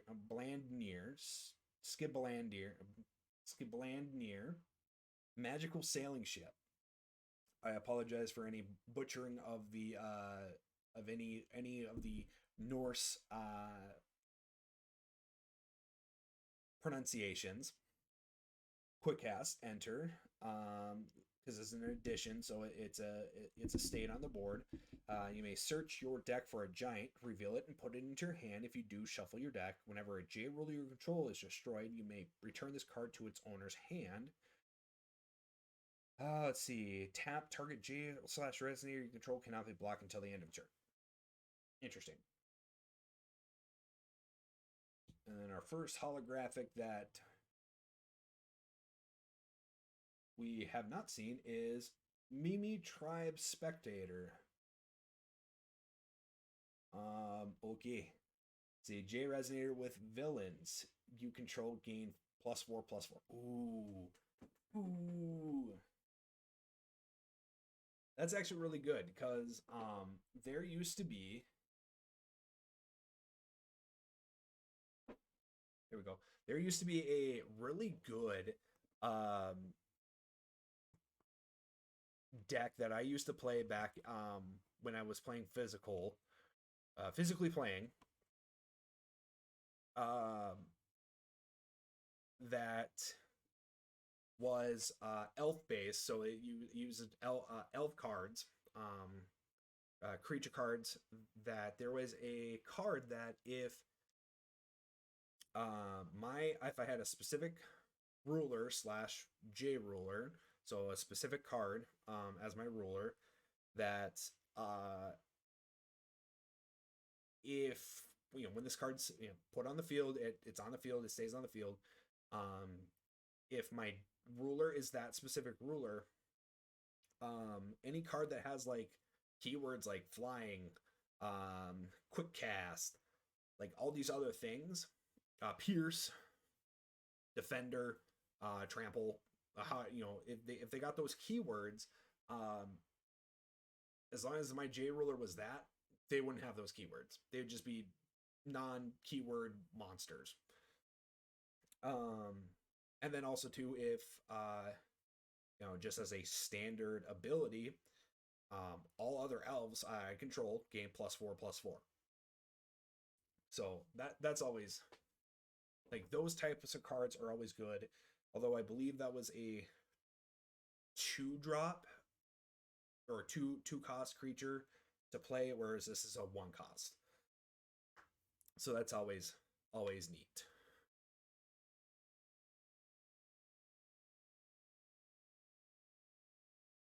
If you give me 1 second.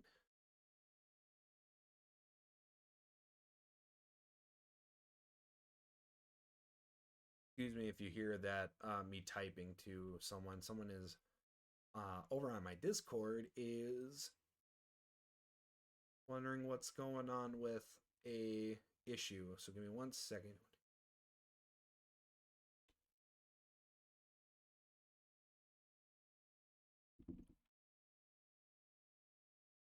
Oops, can't spell correctly.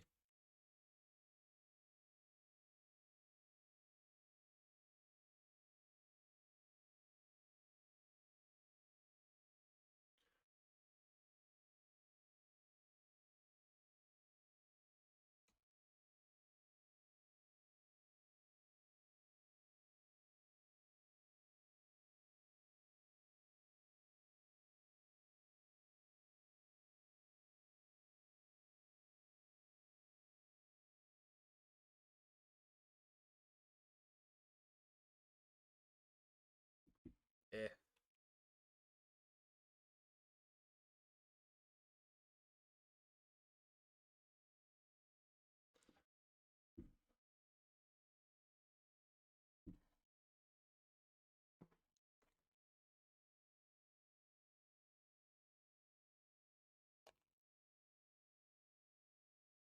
And because I got streamer mode on, I can probably take streamer mode off and still have response coming in from the Discord, but I'm not going to get distracted with that because that would be rude.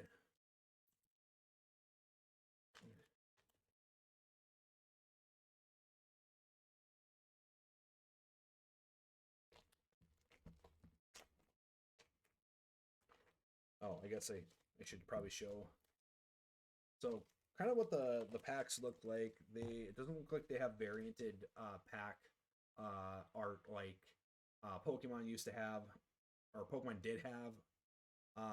This is just what the pack looks like.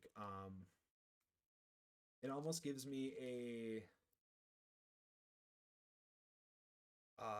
what's that? There's a Netflix anime called like Records of Lordos or something like that, where it's basically humanity versus God. So this kind of gives me a kind of that feeling. So our two, we got a fire token and soldier token. That'll be nice to have. I need a no, they want it's just a shimmy sham over. There we go. I'm gonna move one of the legs over.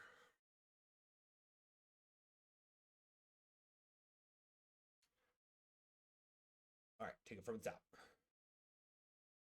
We have Agia's Moon Watching. 1 cost chant. Recover X magic stones you control, where X is the number of moons you control. Interesting. So you got that recover. Resonance Moon. Players cannot chase to this card. Okay, so unless if there's a unless if there's another card that gives you moons or moon tokens, obviously you won't want to run that in an Odin deck. I think Odin, even though it has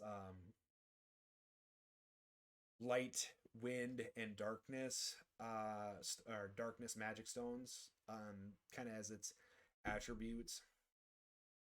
I don't think you're gonna. I don't think you're gonna run wind attributes with him too much. Maybe the Mimi tribes, and that's pretty much it.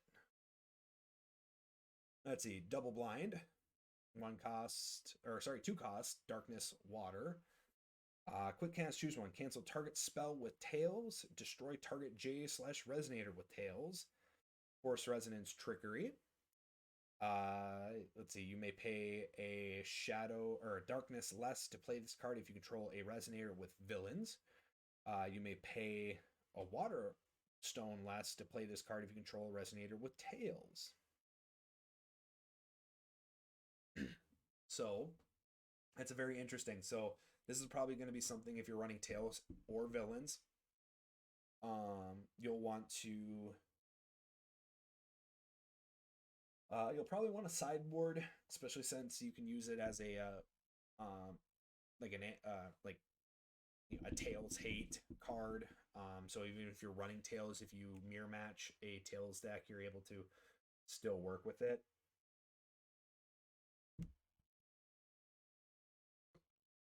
Let's see here. Seal of Wind and Water. Quick cast. It's a 2-cost blue, green, or water wind. Return target non-magic stone, non-J-roller entity you control to its owner's hand. Recover up to 2 target magic stones you control. Force Resonance Moon. Players cannot chase this card. So I think anything with Moon in it is gonna, or Force Resonance Moon is probably gonna prevent you from reacting to it, which is actually a pretty decent anti-control. It's a good control because you're preventing them from controlling your cards. In a control deck, basically the main thing to do is like prevent your opponent from doing something because you're controlling or guiding their actions. This is a good preventative because you are, or a good control card because you are preventing your player from controlling anything. So it's a very control hate or anti-control. Ooh, what's this? Wind Moon. Oh, okay, so it is its own card. I thought it was going to be a token. Let's see, 1 cost, Wind Moon. You may play this card without paying its cost if a Wind Jailer was put into the field under your control this turn. Enter, draw a card. So, okay, so maybe this is a moon, so this we can play this in any, if we were going to play a light green or a light wind or darkness wind or pure wind deck, and we can just play this for free. If we play a thing, we get a moon, so maybe that's how we're going to get our moons for Odin, but I feel like that is kind of antithesis to what Odin will actually try to do, because it looks like he likes to do stat manipulation or cost manipulation more so than actual like anything else. But I'll have to really look at that order card. Let's see, if it enters, you draw a card.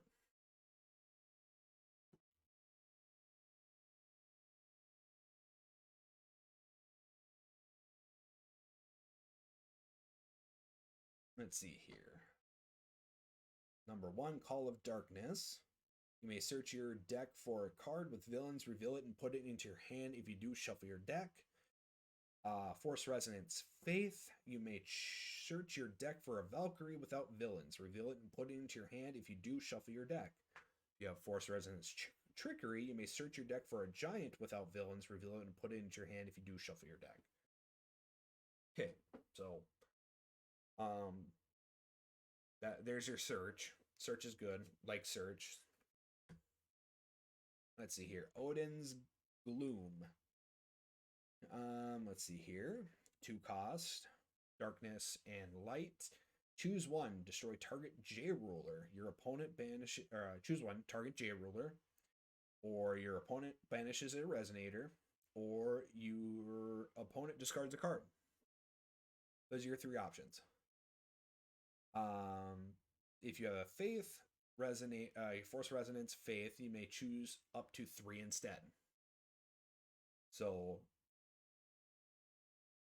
there's probably going to be a magic stone in here that you are able to tap for either darkness or tap for light. Basically, the special stones are going to be your dual lands in magic. I should have probably have stated that right away, but I kind of forgot about that. They also have other things too, like you can like tap in and discard a card and deal damage to junk too. Let's see here. Arena expansion. Ienotsuki no Miyako. I hope I pronounced all those words correctly. Moon editions you control gain eternal, which means they can't be destroyed. I think.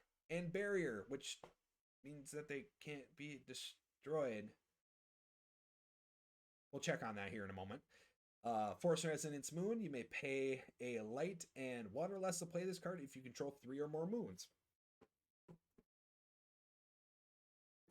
Oh, jeez. That'll be cool to see if my camera caught that, because it just right underneath. Let's see here. Eternal. A, B, C, D, E, Eternal. Here, cards with Eternal cannot be destroyed in any way, including by damage or effects. Perfect. Well, then what the heck does Barrier do? Barrier. Cards with this ability cannot be targeted by spells or abilities your opponent controls. Ah, okay. In case of it being, like, tap target addition. Prevents that. Perfect. Although... Oh, wait, no. Moon editions. Okay. Moon editions. Moon editions. Moon editions. Ooh, what's this? Ooh, it's shiny. Ooh. This, I love this art. So this is a arena expansion Ryla Eternal, so can't be destroyed. Enter, shuffle any number of magic stones from your graveyard and or your removed area into your magic stone deck. Draw a card. Treat Firestone magic you control also has light magic stones and darkness magic stones. Ooh. Let's see. Force Resonation Chaos. You may banish a magic stone rather than play this card's cost. Interesting. Ooh, that is so... That's actually really interesting.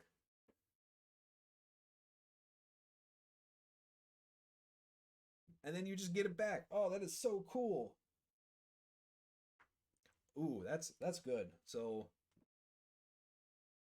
all right. So I'm going to... Uh-oh. Why?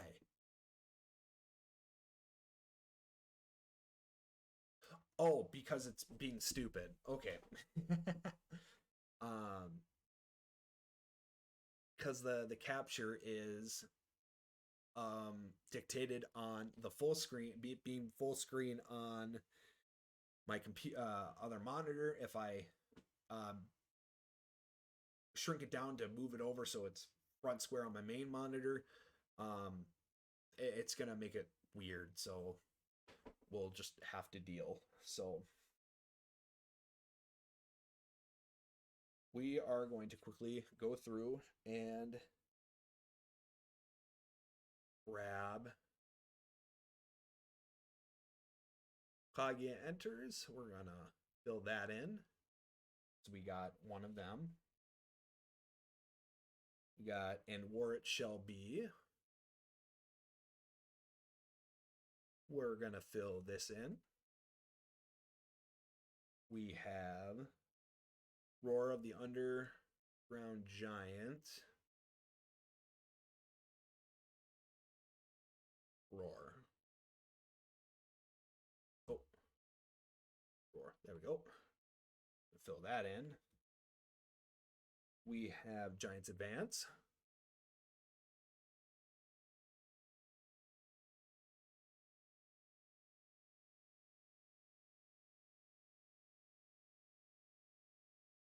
Giants Advance. There we go. We have Arena Expansion, which is all the way down here. Nope, those are Magic Stones. Let's see, we have Ryla. We have Ian no Suki no Miyako. We got Asgard.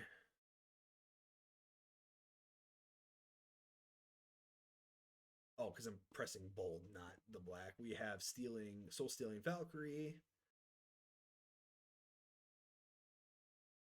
Let's see here. We have Call of Darkness.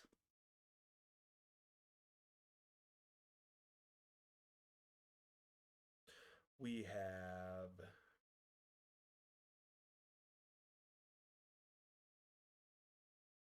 Seal of Wind and Water.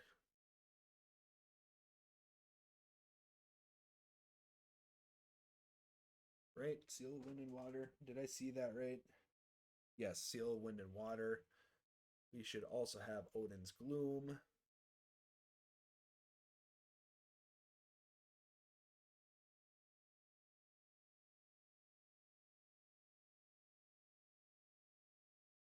We should also have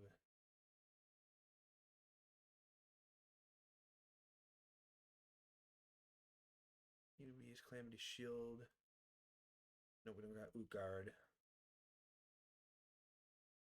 Where is this other one? Where's Double Blind? I didn't see Double Blind. Double Blind, there we go.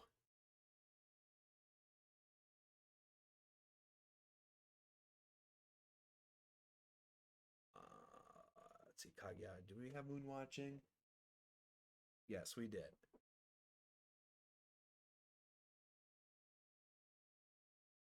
Let's see, we should also have Wind Moon as well. Somewhere's on here. Wind Moon.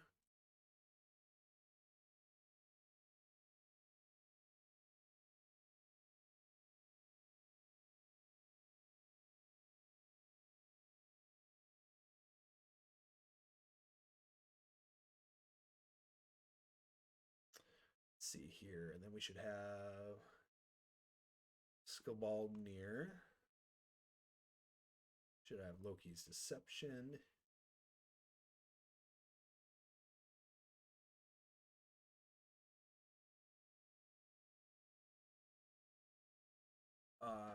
Calamity Shield. That's the one I was missing.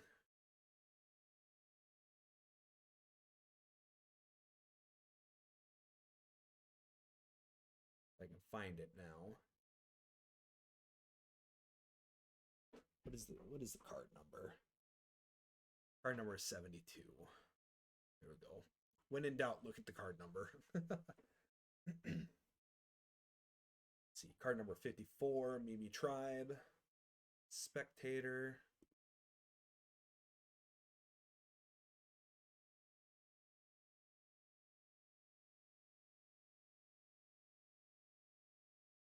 All right, perfect. I believe that is it for the bookkeeping.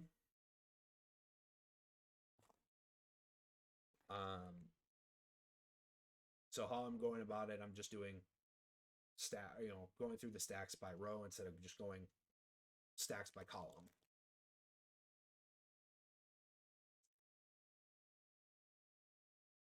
Really?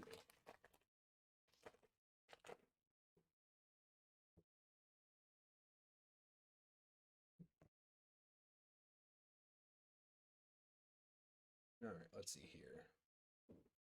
Life point, life point card. Firestone.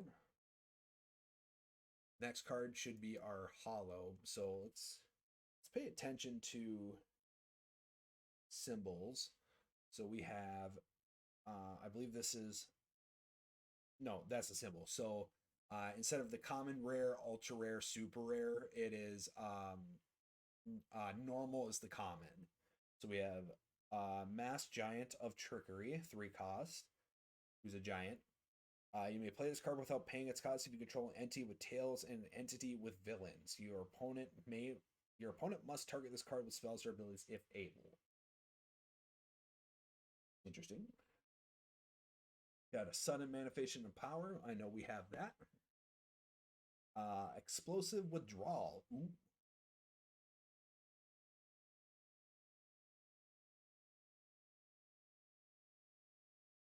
Yes. Yeah, I didn't know that trick for a while.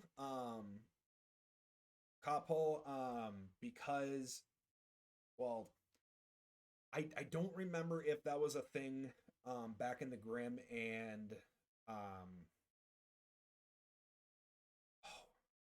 geez, whatever this cluster was right after Grim. I want to say the Alice, but I don't think that's correct. Let's see. Quick cast. Destroy target J roller. You control this card deals damage to the attack of the chosen J roller to target player or J resonator. Force resonance chaos. You may banish a magic stone rather than play this card's cost. So that's a good combo with Ryle. Put that off to the side. Dark Mage of Ma'at. Let's see. Bane, enter. Target J Resonator gains -4, -4, -400, -400. I'm just going to unintentionally drop those 2 zeros because it's just kind of easier to say. Kind of more Magic the Gathering friendly. Until end of turn, Revolution. This card gains the following text as long as it is ordered. Enter. Your opponent banishes 2 Resonators. If they don't, your opponent discards a card for each Resonator not banished this way.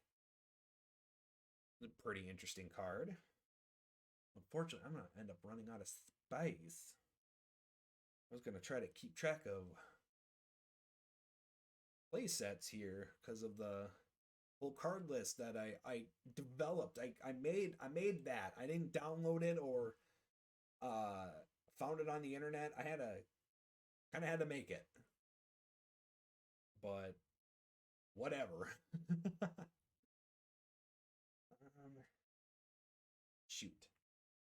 Oh well. I'm getting another scissor crane for um, the webcam, so I'll be able to like really pull it out.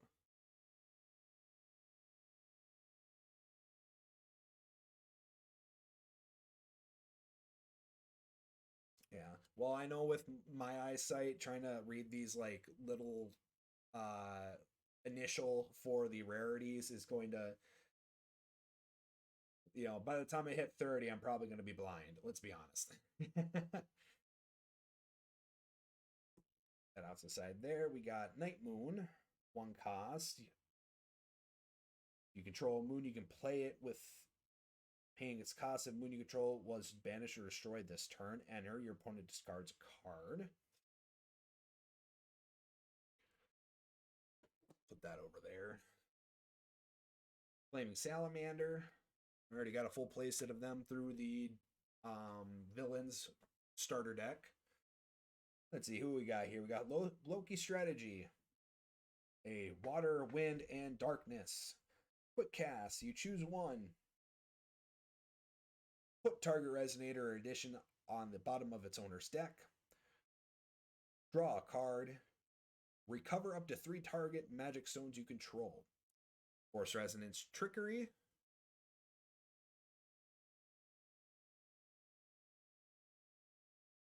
Yeah. Yeah. Well, I mean, let's hope.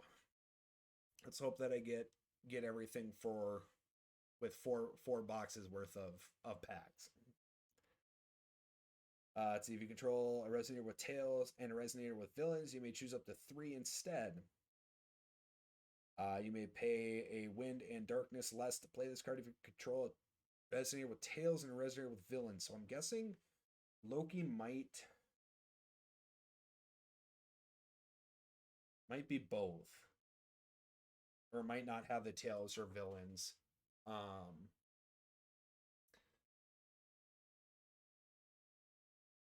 Keyword instead. He might not have Loki might not have it, but I don't know. We'll see. We'll have to see if we can get him. And then a shiny praying Valkyrie, which I believe is in the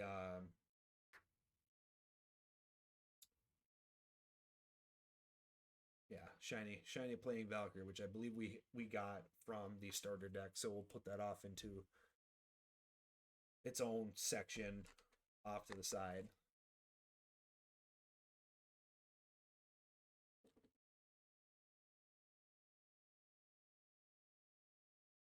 Marvel Rare, that's the other one. That's the yeah. Well, I don't think Marvel Rares were a thing back when I used to play. I think the rarest thing that you could get was the rulers. Um and even then they were considered rare, but they only had I think they only had four rulers in a box. Um of 36 packs. So back when I was actually physically playing. Okay, I can't if I can't get the pack. I'm about to commit a card game sin by. Oh wait, no, I can do this instead. There we go. Having a rough time with the pack, so I had the scissors on hand, but don't use scissors because I've seen people accidentally cut magic cards. Yeah, there's a tab on the packs, but you're not paying attention. You don't see them.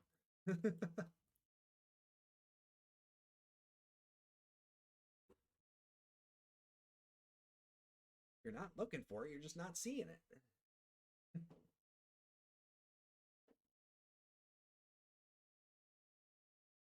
Yeah, scissors are a last resort for physical cards, and even then, don't use the scissors.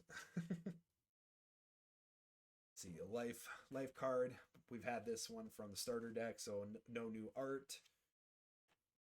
Magic Stone. Unfortunately, we already have um 10 of the basic Magic Stones, so if I don't see a light or a fire Magic Stone, that would be perfectly fine for a while because I don't you don't need a lot because you're probably only going to run 10 Magic Stones and five of them are going to be special stones.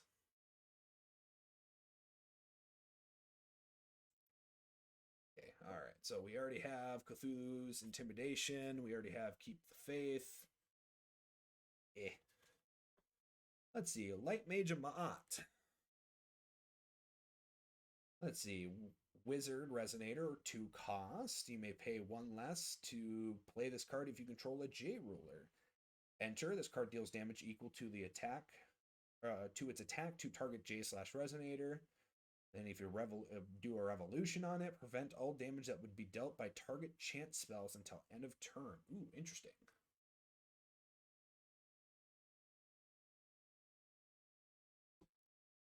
Yeah. So Marvel Rare.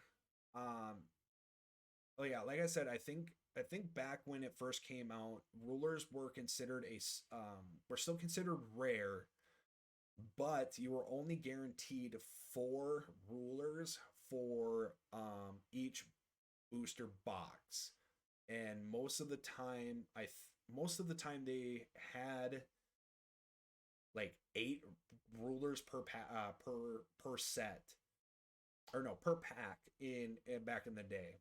So you usually get 4 or 3 depending on how many rulers were in the set back in the day, because there should be at least 1 ruler um per will style. So 1 wind ruler, 1 light ruler, 1 darkness ruler, so on and so forth. Um that now they have a thing called Marvel Rares, which I have been clued in on is that there should only be like should be only 1 or 2 in a box.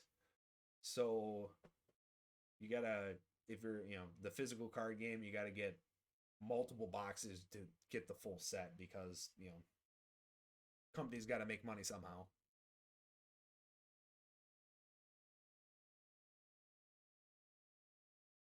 Yeah. Let's see here. Ambushing Scorpion. Here we go. Quick cast and Bane. Let's see. Enter. Put the top cards of your Magic Stone deck into the field. It gains at the end of turn. Put this card in the bottom of its owner's Magic Stone deck. Let's see. What does Bane do again? Bane is whenever J slash Resonator with Bane deals damage to another J slash Resonator, they destroy that J. Okay, so it's Death Touch. Bane is Death Touch. Um, Crap. Running out of. I need more. I've been hitting too many new cards. Ninja of Silence 2. Quick cast. You may pay one win less to play this card if you control a J ruler. Enter. Prevent all damage that would be dealt by target J slash Resonator until end of turn. Well, I think if we actually paid attention to spacing, I could probably fit one or two more cards on the slide. Yeah, whatever. Let's see here. Demon Beast of Hellfire. See, Swiftness, Precision, and Bane. Revolution. Enter. Your opponent banishes a non-magic stone, non-J ruler entity. Repeat this process until the combined total cost of entities banished this way is equal to or greater than X, where X is the number of magic stones you control. Interesting. Oop, is he our hollow? No, he's not our hollow. Shimmy Sham. You guys up. Put him up there. Unfortunately, he's off camera, so. Is that talking about the Hellfire Beast or this one in hand, Capo?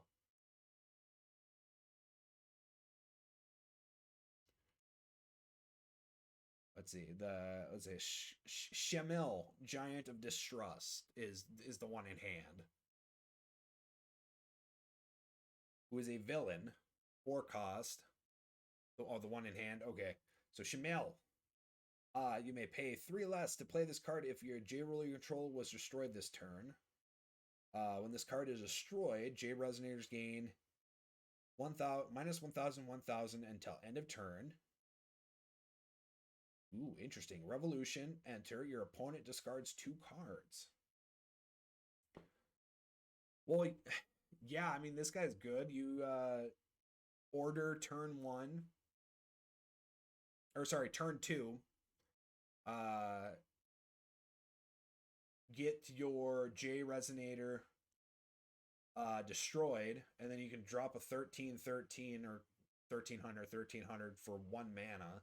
Yeah, that's actually really good. And then we got another Soul Stealing Valkyrie, who will be shimmy shammed into right now.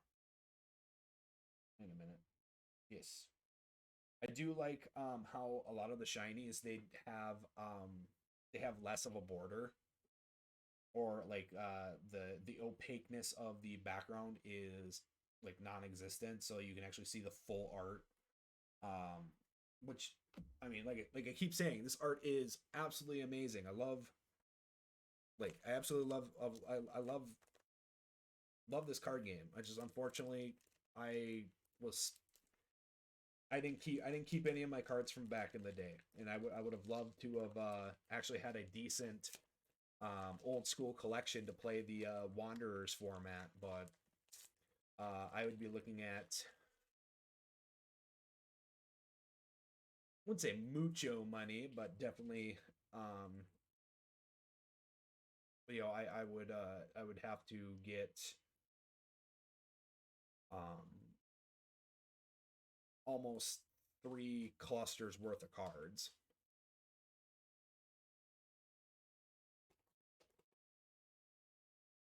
Well, 2, because you don't play Valhalla anymore. Nothing with break.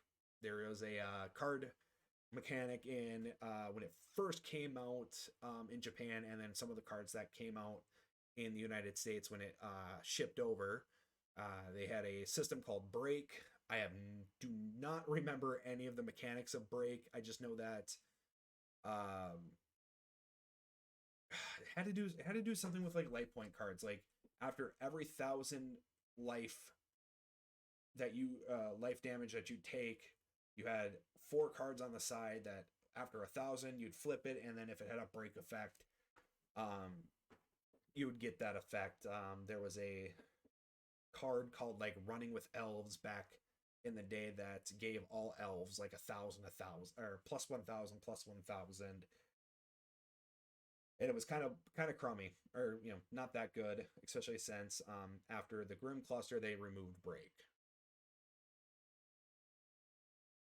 No, it was interesting, but did not it was not very smooth. The game really smoothed out once they removed the break mechanic. Um, but unfortunately, a lot of the cards with the break mechanic were just not good after the break mechanic was removed. All right, oops. Let's see here. We got life point with Loki, and I'm not gonna do the magic stone because I didn't see what it was, but I got a glimpse of something. So we're gonna go down the way. So we have Mimi Tribe. I actually want a full playset of this card because I will want to run villains, and just having the ability to have +4/+4 to my villains is just great. Calling Cthulhu. Yeah, so I am also kind of just starting fresh with this because I don't have those old cards anymore. I got rid of them. I got rid of them about 2 years ago. Here in a few months.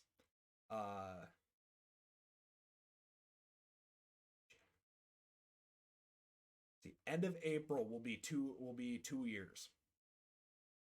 I actually got rid of them after I moved into my first house. This is my first. You're seeing the kind of the landing to the upstairs of my first house because I got displaced. We had someone rooming up in the basement area, which is kind of where I actually would be streaming, but have to make do. So I am up here now, and right before we moved here about 2 years, almost 2 years ago, that is when I actually got rid of these. So unfortunately, a couple years too late to kind of really get into it again. Let's see, in War at Shelby, we've already seen. Keep the Faith, we already have a full playset of, so we're going to put off the side. Choir of the Valkyrie, we have full playset, keeping it off to the side. Praying Valkyrie, same thing. Holy Sword of Mystelion. Let's see here. 7 cost, gross. Quick cast and eternal. If more than 1,000 damage will be dealt to you, 1,000 damage is dealt to you instead. Wait a minute. Oh, okay. So if someone hits you for like 13,000 or 1,300 damage, you only take 1,000 of it. Perfect. Okay, that makes more sense. Yeah, I'm gonna be playing probably, yeah, I'm gonna mostly be playing New Frontiers, where it's just gonna be the 2 clusters, and I'm only gonna have access to the back half of the cluster. or the front half, however you want to say it. Like I'm gonna have only the newest packs, because I don't have access to those old cards anymore. Um, Unlike my friend Spud, who I also stream with on Sundays, um, various video games. He actually was smart and kept all his stuff because he actually plans on getting back into the physical card game eventually. Unfortunately, he's had a very rough time lately, with stuff. So, uh, hopes and prayers for him. Let's see, Awakening. One light. Enter. Destroy target J or target rested J resonator. J slash resonator and force resonance faith. You may pay 6 less to play this card. Interesting.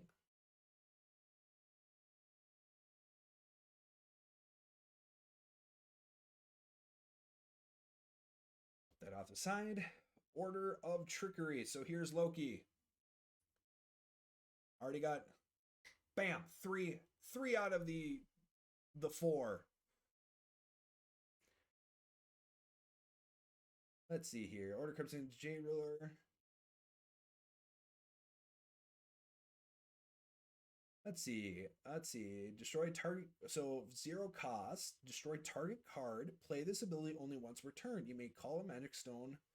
Okay, so that's all. That's new. That's nothing new. Loki, Master of Trickery. Villains. You cannot have cards with tails in your deck or magic stone deck. Revolution Order. Let's see. And then Trickery applies all trickery abilities. Okay. Nito Toledo.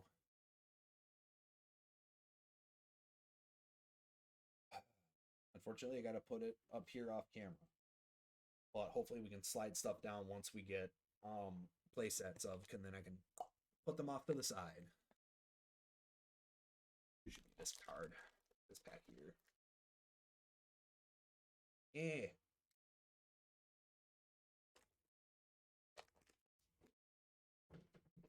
And then, in fact, I actually know Spud is not watching as of right now. Hold on, let me make sure I'm not making a fool out of myself. Okay, so I know Spud. Okay, so here's the thing: I know Spud's not watching me right now because he has his own projects he's working on. When I say projects, he's probably playing a game and listening to Nightcore, because that's just the type of goon that he is. But he doesn't know, and what I've hinted at before is that anything that I get that is extra, I'm going to be gifting to him once he hits a specific goal, and try to reignite a passion for this game for him. Let's see here. We have Water Magic Stone and then a Cthulhu token. Oh, I always forget how far forward and far back this is. All right, so we got Flame Soldier Ma'at, so we already have that one. Eh. We have Water Mage of Ma'at, who is a 1 cost. When this card is destroyed, draw a card. Revolution. On enter, put up to 1 target resonator and up to 1 target addition on the bottom of their owner's deck in any order. Interesting.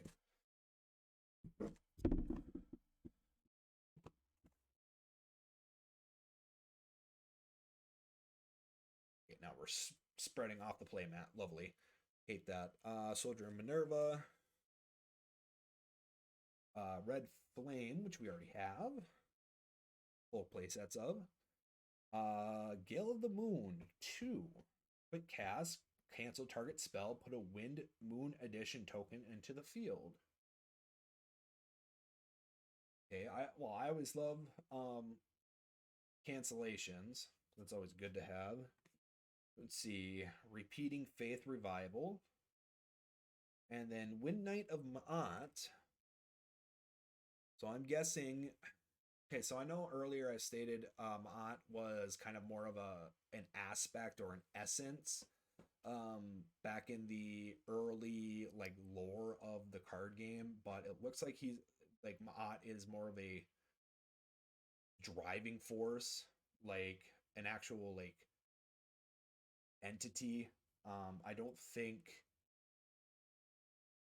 see, I don't think it's actually like a ruler like Loki and Kaguya, Odin, and Naralthotep is, but it is definitely more prevalent than what I remember it being back in the day. Oh, oops. Hold on. Let me. So, quick cast, enter, put one wind chant from your graveyard into your hand. Actually, that's pretty decent. Revolution, enter, recover up to two target magic. Okay, he gets a recover, so that's actually pretty good. I like him. He's three costs, which kind of don't like, but whatever. And then we have Red Riding Hood, Crimson Wolf. So tails. They are our tales. They are fairy tales. You're gonna see Red Riding Hood. Hansel and Gretel was actually a card back in the day. Tales are fairy tales. Although Naralthotep used to be a Cthulhu creature type, not a tail. So I don't know at what point they swapped that. Huge foil. Tails, whenever damage is dealt to your opponent, this card gains 200 until end of turn. Pay one Fire Will, destroy target damage J slash Resonator. Resonance Fire Magic Stone. This card deals 200 damage to your opponent in each J Resonator your opponent controls. Interesting. End of turn upon revolution, if on enter. So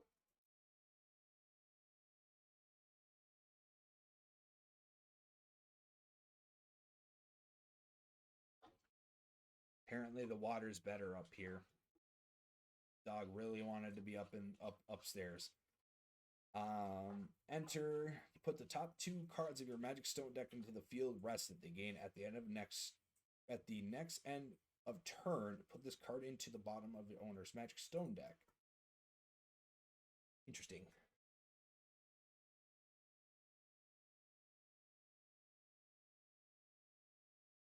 Okay, we're gonna do this real quick. And then we're gonna put that over there.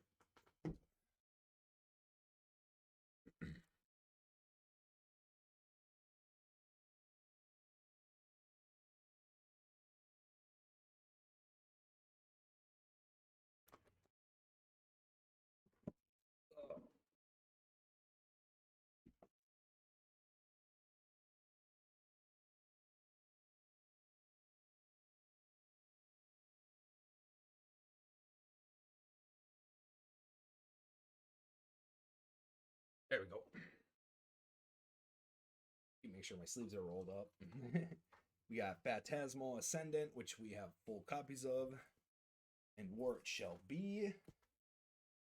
Let's see here. Falling from Fate. One darkness chant. Target opponent reveals their hand. Choose a card with tails or villains. From among them, remove it from the game. Interesting. Let's see. Double Blind. Try to everything. Loki's Curse. We have Night Moon, which is here. Let's see here. Hope so too, Capo. Malua Mage Amat. 2 costs, 7/7. Tails quick cast. When this card is destroyed, it deals damage equal to its attack to your opponent. Revolution. Enter. Discard your hand. This card deals 1,000 damage multiplied by the number of cards discarded this way to each J slash Resonator, then draw 4 cards. Ooh, interesting. Order of Faith, Odin.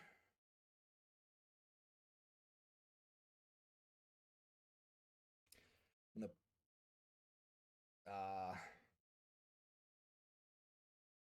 okay, so technically not a playset, but still trying to get that collector's playset. So four of each card, but obviously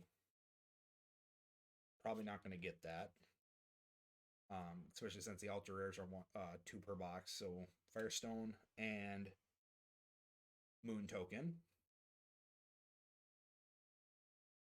Where am I putting tokens? There's my tokens.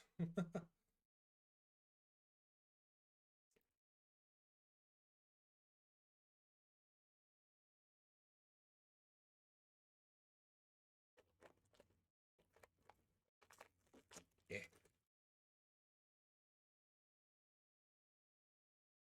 Let's see here. Got a life token.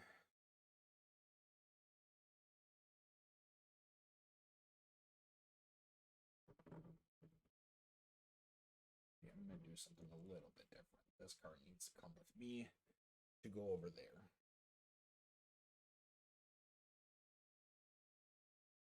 Interesting.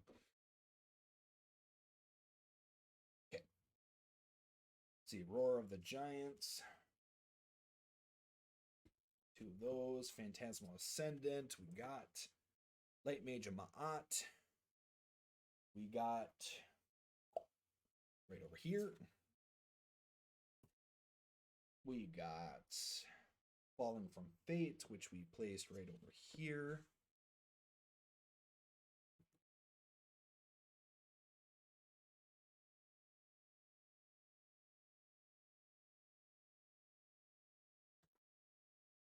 Oops. Oh no.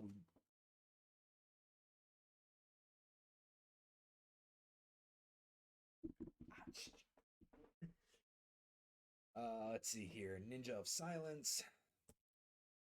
We have Loki's Curse. We have Rend Grid, which we have multiple of, but we have a special indicator, which I don't think it had before. And then a full art Call of or Gale of the Moon, which we've already seen.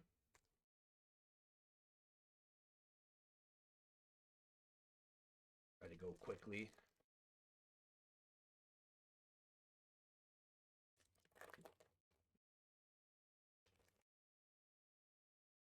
Oops, I didn't want to see that. All right. Kaguya will coin, so we're gonna put that over there. That's the Windstone. It's a Windstone. Windstone looks good. Kara Swift Valkyrie, we already have.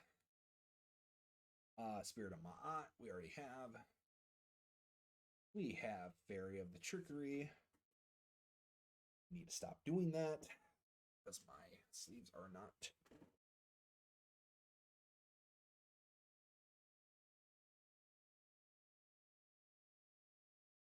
Oh, because I'm knocking off cards.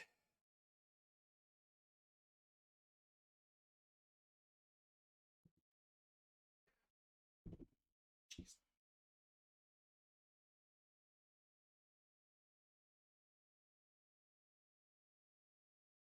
Yes, okay. Calamity Shield, which is right there. Artillerist of Fate.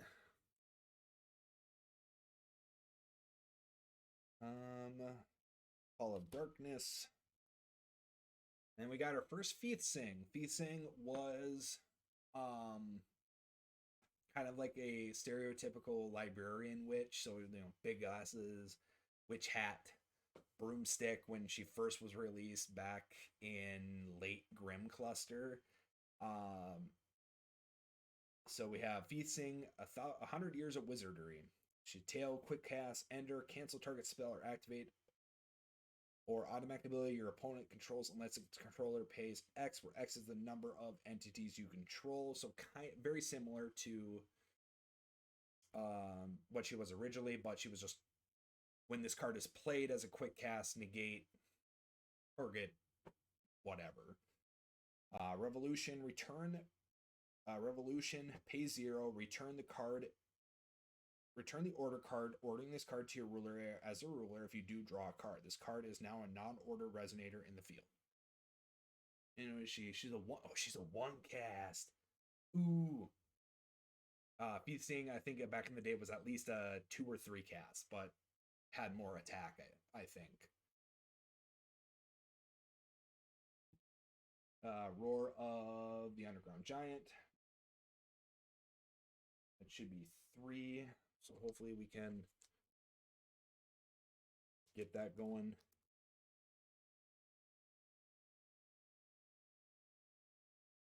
Great.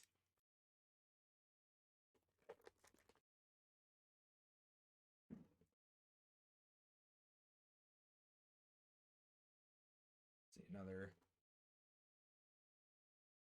So get the token and stone out of the way. That's kind of dangerous because right here is our foil. Let's see here. Calamity Shield. Yes, Moon Gazing or Moon Watching.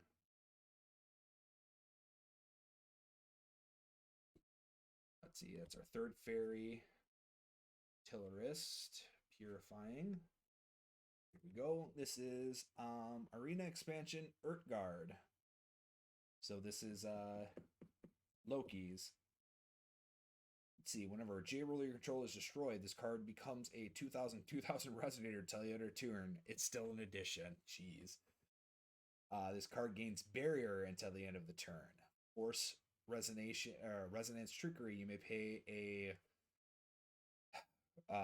Wind and Darkness less to play this card if your jailer control was destroyed this turn.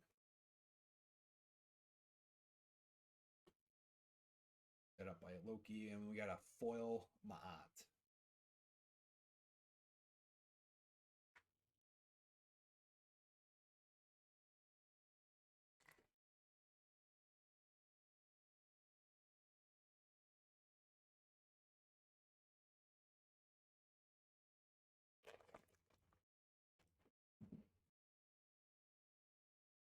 All right, so we got a Firestone and a 100 life token.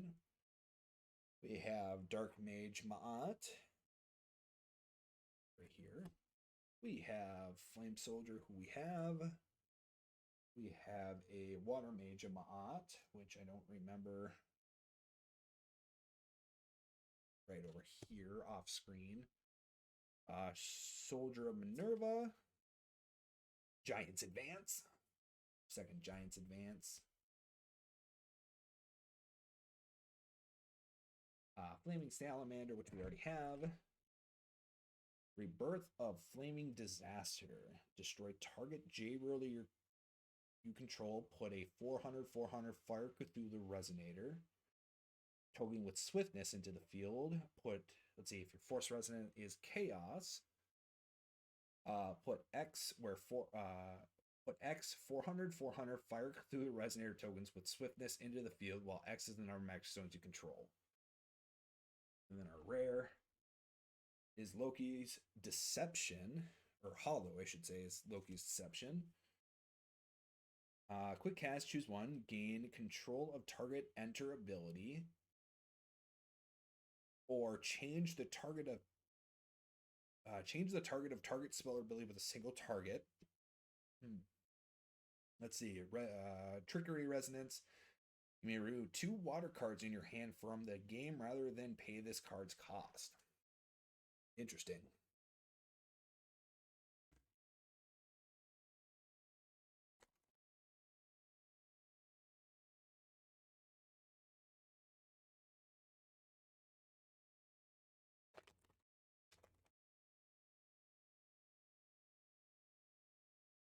Let's see here, another 500 and a wind. Okay. Got Odin's Intimidation. You may pay 3 less to play this card. If a J Ruler was put into the field under your control this turn, your opponent banishes X number non-magic stone, non-J Ruler entities where X is the number of entities with villains you control. I do not think this card was a part of the starter deck, so we'll check that out later. Roar of the Underground Giant. So that will be our playset there. So we are going to take a quick moment And oh, come on, slide up in here. Come to our. Oops, too far. Roar of the Underground Giant. And then we're going to actually fill in that second bubble. Means that we got a playset. And playsets are going to go all the way over at its own stack. Underground Giant. He is a 4 cost 2/2 barrier. You may pay 2 less to this play this card if your J ruler you control was destroyed this turn, or this card enters the field rested. Revolution, return all resonators your opponent controls to their owner's hands. Loki's Curse, which is our full 4. Set that off to the side real quick. Full 4. Put that in its own little thing. Come over here to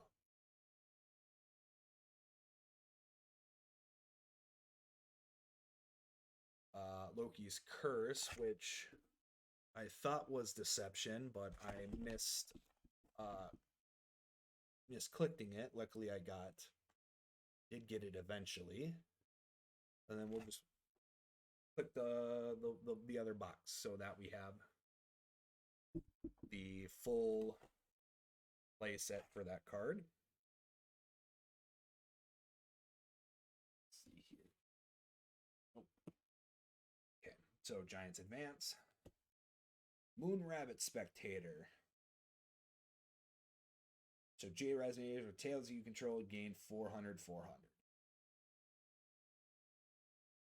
Got, what is that? Daga Magra. It's a quick cast, this card. So let's see here. Light, Fire, and Darkness. This card deals X 100 damage to target player or J resonator, and you gain X 100 life, where X is randomly determined number between 1 and 20. If the number or the combined number of magic stones you control and magic stones in your graveyard is 10 or more, X is 20 instead.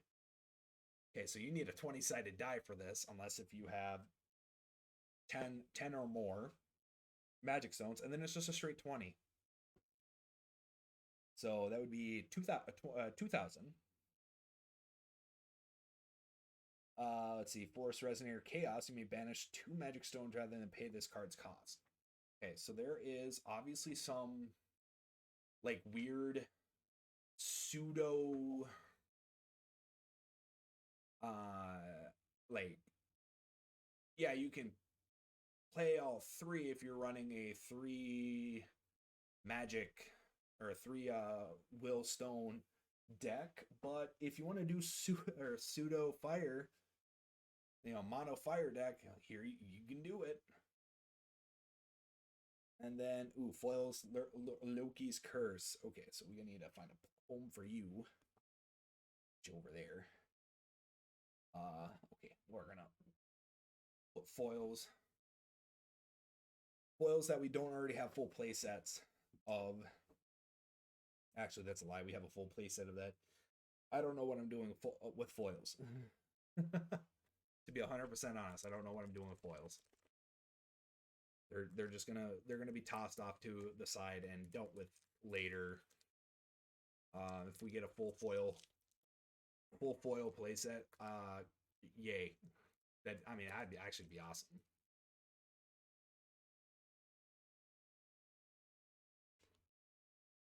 Okay, what do we got here? Lifestone and life token and windstone.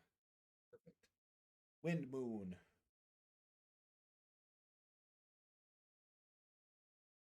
Put you here. Wind Moon.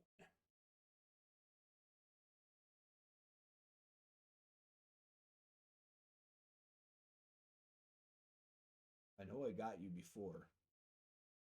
This is not a token, so here we go. It's being covered. Kind of what happens when you're doing it this way. Soul Stealing Valkyrie. Mass Giant, Exploding Withdrawal, Odin's Gloom. Yeah, Gloom. Repeating Faith Revival. Hanzo, Ninja of the Moon. He's new, so he's one cost. Tails, banish a moon, cancel target chant spell your opponent controls unless its controller pays one. Banish a moon. This card gains 400 until end of turn.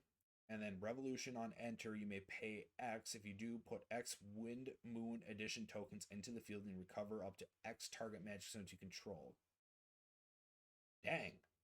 And then moons you control gain tap, produce, light, water, or wind. Ooh. What is Loki? Is Loki what does Loki have? Loki gets wind. Loki gets wind. So maybe wind water.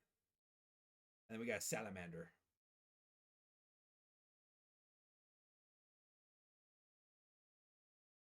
Yeah, salamander. Blame me salamander.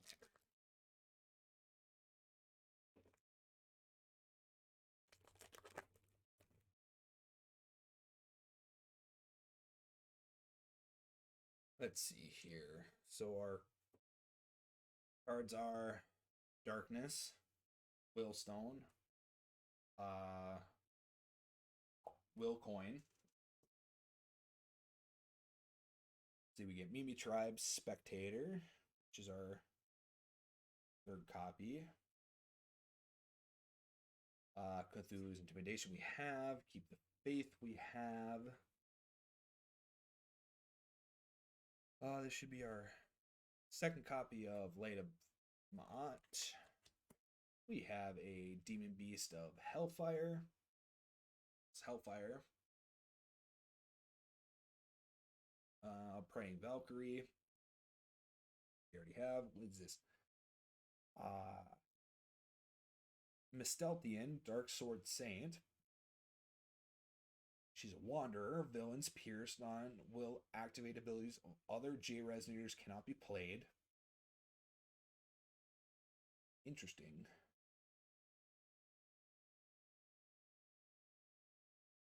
Let's see. Revolution. Prevent all damage that would be dealt to this card at the end of your turn. Recover this card. Discard a card. Put X +1/+1 counters on this card, where X is the total cost of the discarded card. Draw a card. Play this ability only during your turn and only once per turn. Interesting. And then red flame. Put red flame over there.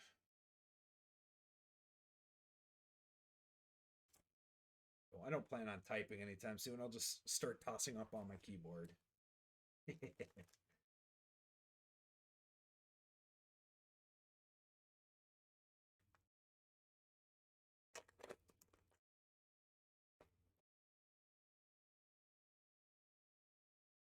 All right, life token. What that costs and water token.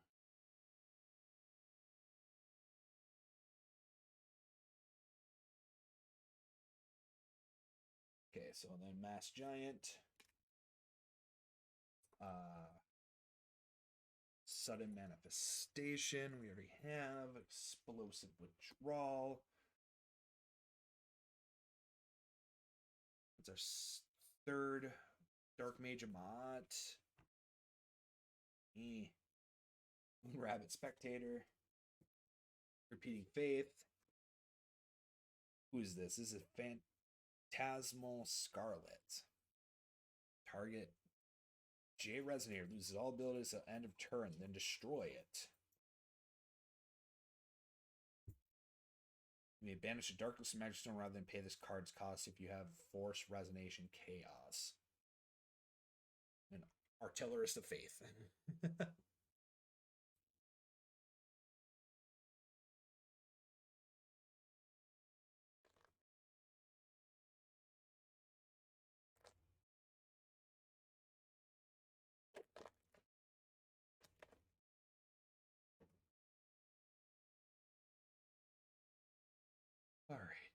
Honor Magic, Magic Stone. Let's see, Red Flame we already have. Odin's Intimidation we have. Roar of the Underground we already have. Underground Giant. Fire of Valkyries we already have. Ninja of Silence. Ooh, who is this? Fenrir. 2. Beast Resonator. 600, 800. Villain's Quick Cast. Energy. Resonator. Your opponent controls gain 1,000 or gain minus 1,000 until end of turn. When this card is destroyed, draw a card. Revolution. This card gains 400, 400. So he has 1,000, 1,200. Enter, destroy target J Resonator your opponent controls if its attack is 0 or less. Interesting. And then a foil Barbados, which we have already read. And now we have any foil we get in these boxes that are in the starter decks. Obviously, we're just gonna replace because, well, now we got 2 foils.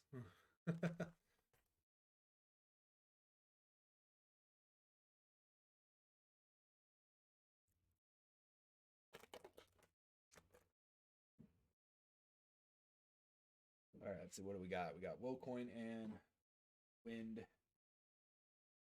Blah, blah, blah. Windstone.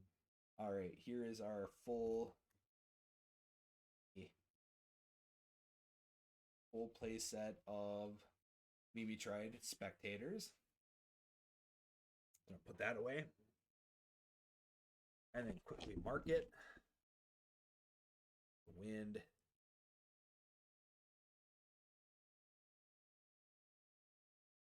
Wind.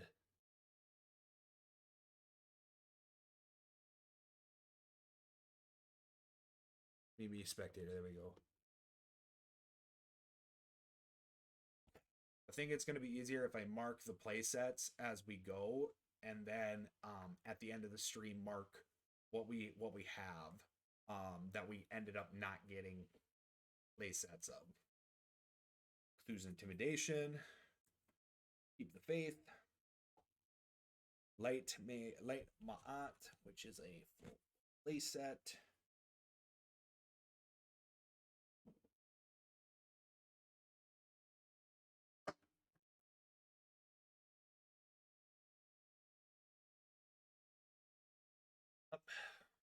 Light Mage of Ma'at.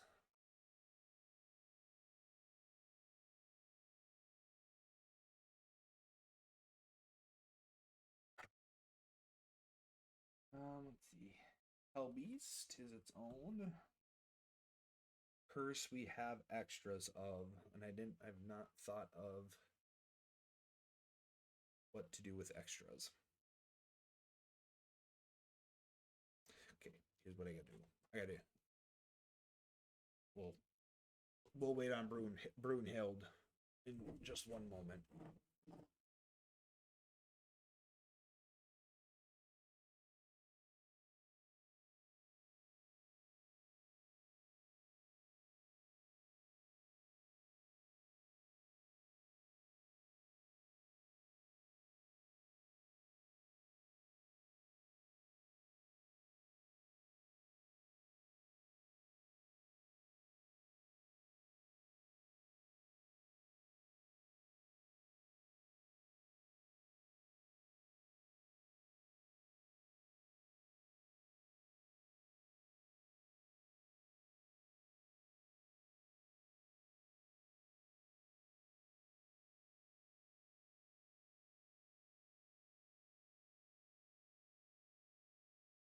Flows will have their own stack, and then my overflow is going to have its own stack. There we go.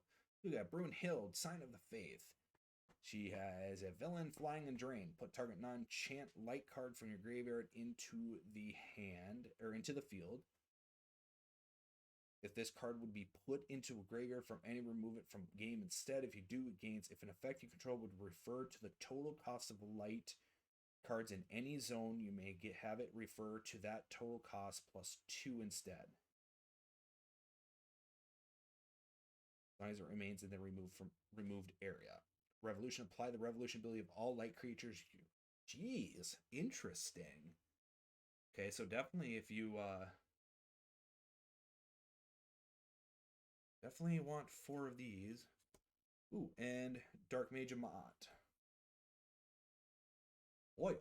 Oil to top off our place out of 4.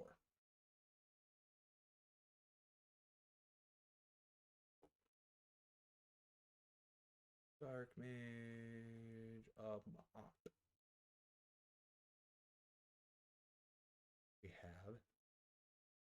We have a playset.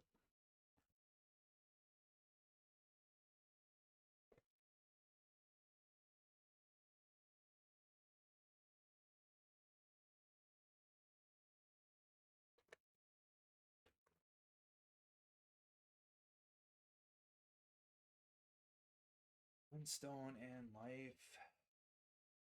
Here, Phantasmal, Aspirant, we already have. Light, we already have. Falling from Fate, which looks like an attack on Titan.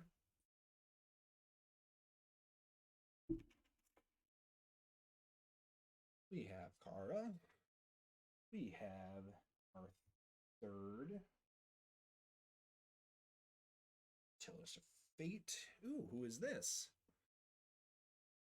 Isis, Heat of the Sand.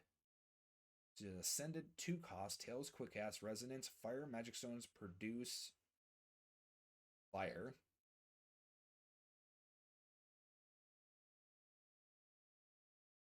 I wonder if that's like an additional, because you can tap them for 1. And if you're already tapping them for 1, you tap them again, they produce fire.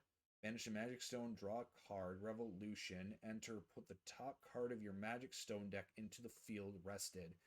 It gains at the next end of turn, put this card on the bottom of its owner. Magic Stone deck.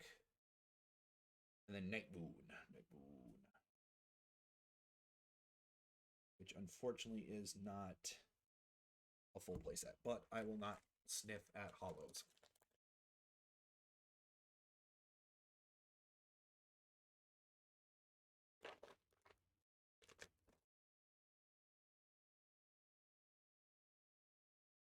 All right, 500 and Magic Stone. Yep. We got Silver Ma'at. We have Water Mage. We have Shield Maiden. We have him as well. Gale is right here. Giants Advance, which is a full playset. And we'll get to this card here in a moment. The Water Giants. Giants Advance. Full playset. This is Huggin and Moonin. Villains Flying Bane. Enter, remove all cards in all graveyards from the game, then put X +1/+1 counters on this card, where X is the highest total cost among entities you control. Revolution. This card gains the following text as long as it's ordered. Enter. Each player discards their hand. Ooh, interesting.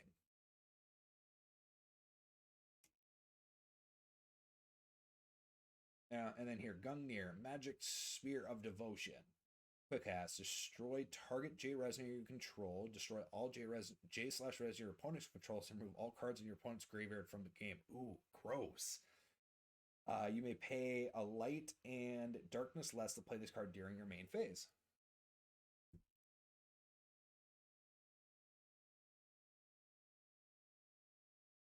Interesting.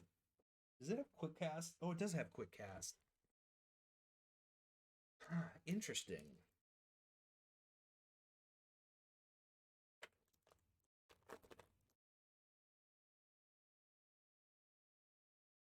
Oops.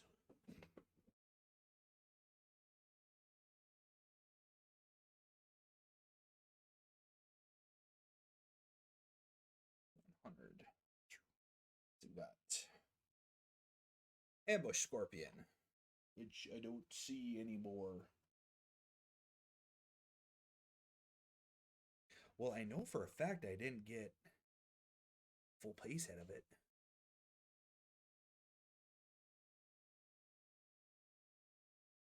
No, I've seen it. Where did it run off to? There it is.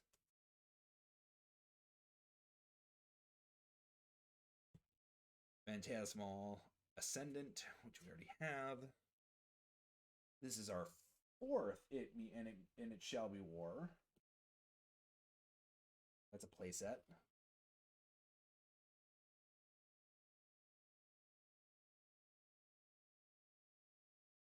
One, two, three, and War It Shall Be. Mark that right away. And War It Shall Be. We have Falling from Fate, which is a full playset. Falling from Fate, Falling from Fate, Falling from Fate.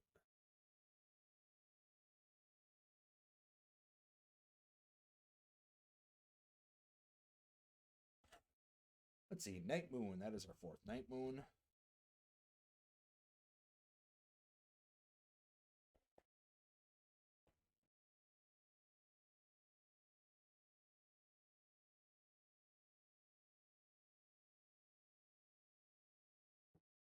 We got Artillerist. We have Skullbanir, which is right here. Ooh, and then holographic. This guy. Bring this guy down. Grab a hold of him. Put him right off the side there. Grab Loki, which is right there, and put him off into another collection of stuff because I doubt we're gonna get 4 copies of each ruler. But I mean, hey, it'd be cool if we did. All right, Will Coin and Darkness. Yeah, you. This is our fourth of her, of Flying Fairy of Trickery. Come over here and so we're at the point where we should be kind of cleaning up the normals pretty soon. It's our fourth Calamity Shield.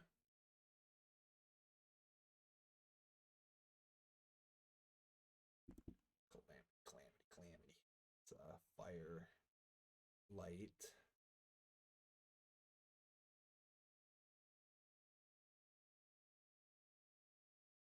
Ah, hell, might as well make that look good.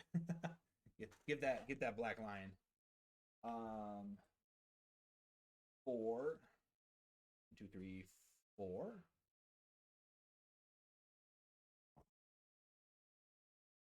Soul Stealing Valkyrie.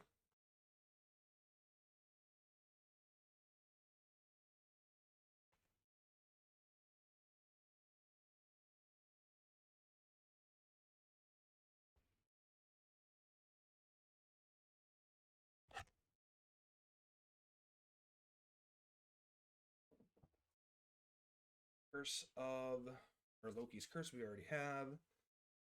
Praying Valkyrie we already have. Ooh, here we go. Loki enters the Game of Gods. Quick cast.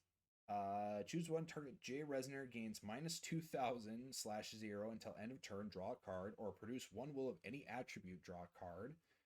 And then Force Resonance Trickery. Resonators in your hand gain quick task until the end of your turn. Interesting. Ooh, geez. Mage Stone Dance of Chaos. So this is a chant.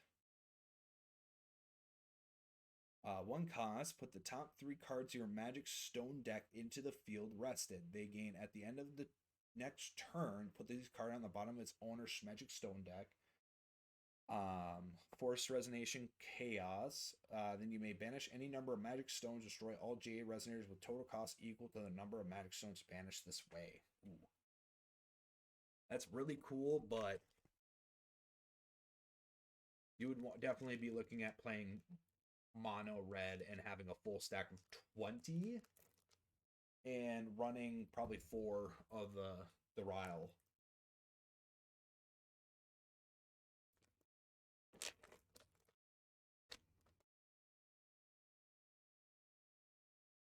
Darkness Magic Stone and Will Coin.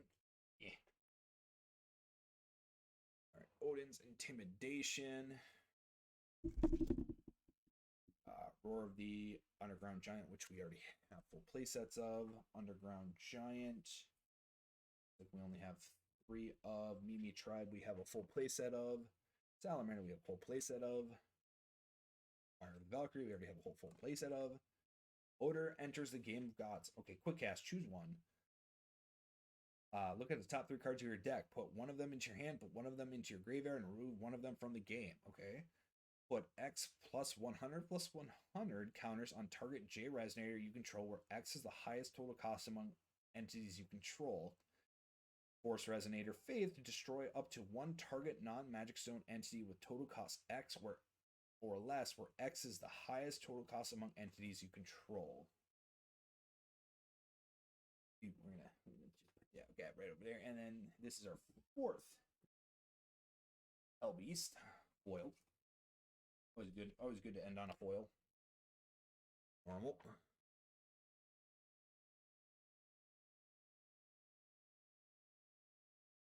Is darkness fire, or fire darkness Hell Beast. There we go. Boop and boop.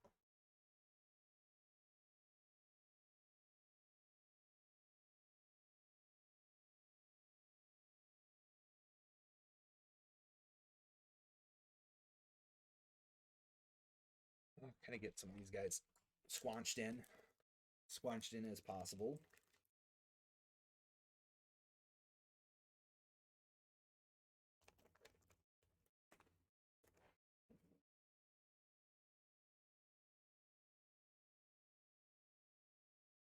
Get our 2 token cards out of here.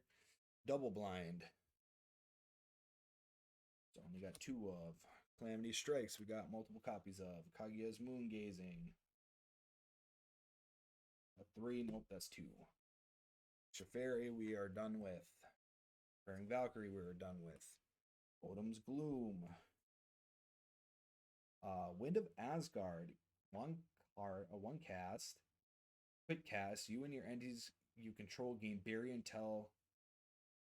You and entities you control gain barrier until end of turn. For Faith, you may Faith Resonance. You may play this card without paying its cost. Interesting. Sudden Burst of Power, or Sudden Manifestation of Power.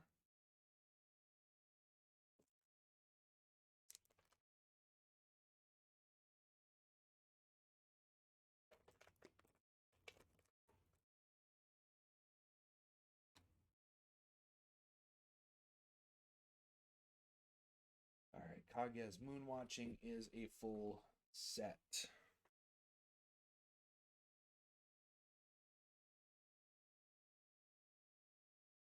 Oops.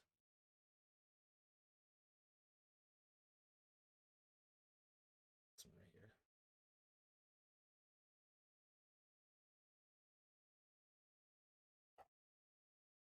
Double Blind is a full set.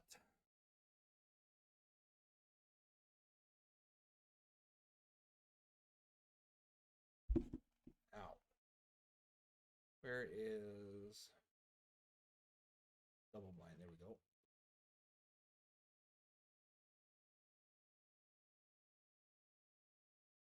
Uh-oh, home.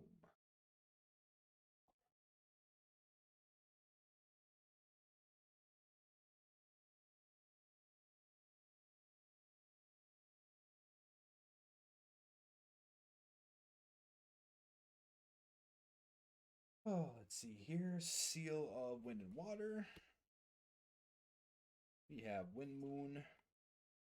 We have a full set of Odin's Gloom.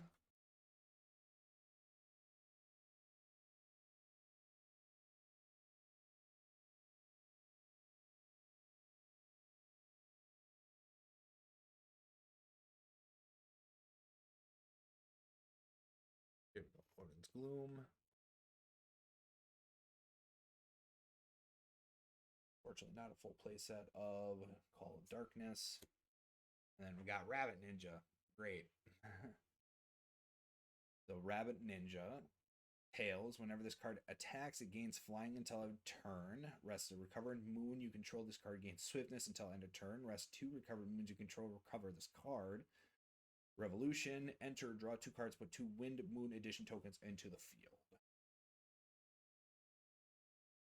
And then Moon and Moonin. Probably pronouncing all the Norse names wrong.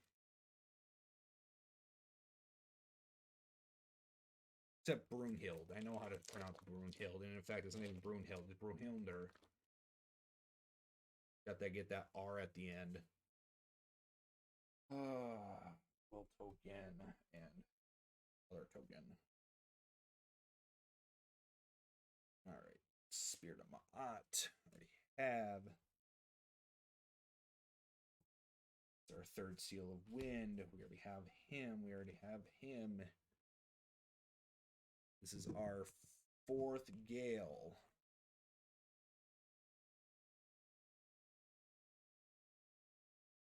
2, 3, 4. Yep.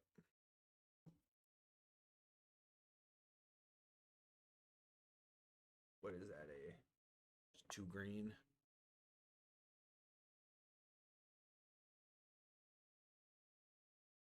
Gale of the Moon. Right? Yeah, Gale of the Moon.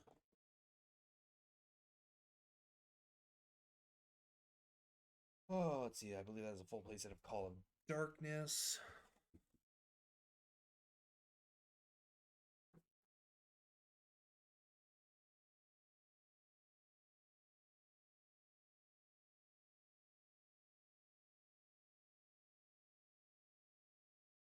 Oh, is that a strictly? Okay, strictly.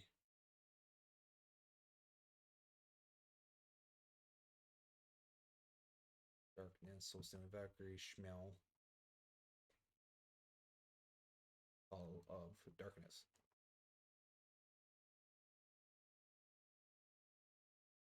Already got Barbados. And then Kaguya enters the Game of Gods, which we already have the alternate version of.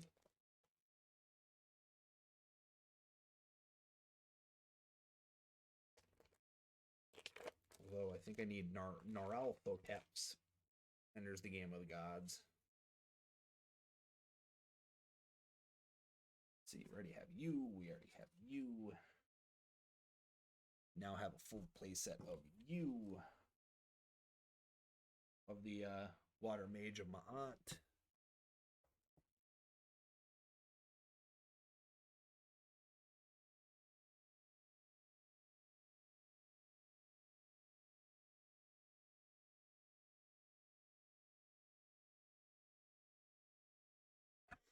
We have Red Flame. Ooh, I believe this is our 4th copy. Yes, it is. Of Moon Rabbit Spectator.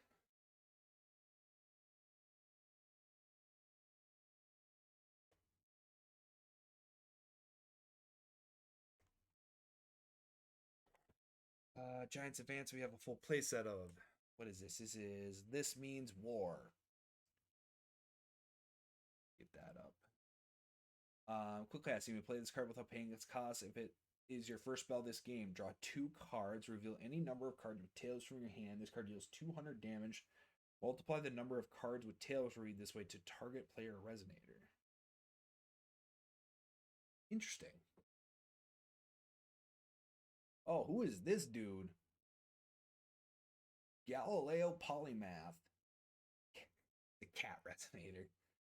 Tails Flying Barrier. Enter, draw a card. J Resonator you control gain flying. Whenever a Resonator you control attacks, recover target Magic Stone you control. Revolution, Moon Edition you control become 1,100. Still additions. Jeez.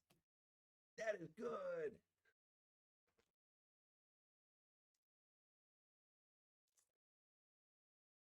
Oh.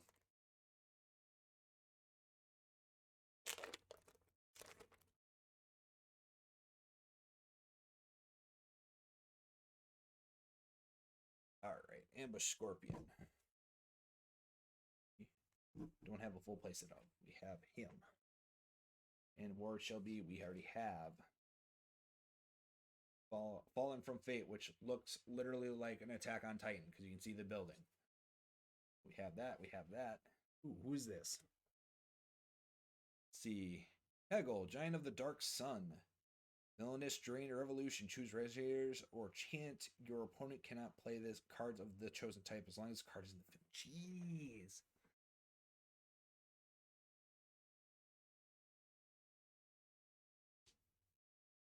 That is nasty. Chant or Resonator. You get multiple of them. And then Odin enters the Game of the Gods. We've had this one. I just don't know where it ran off to. Here we go.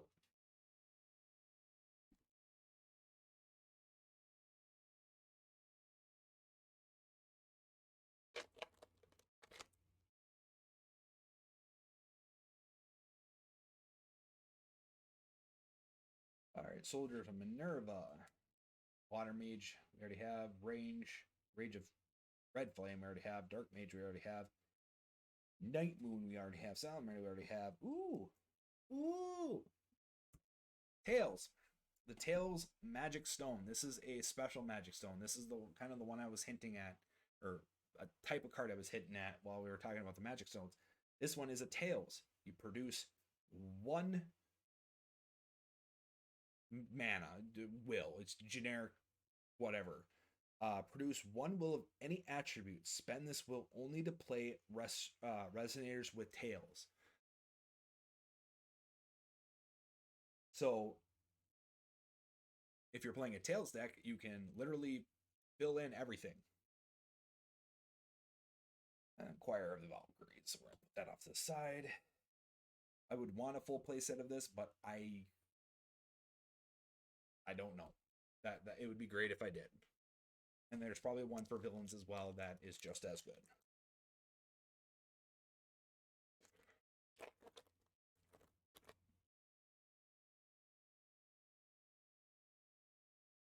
Got a Moon Edition. Dark Mage of Ma'at. We have our 4th Scorpion.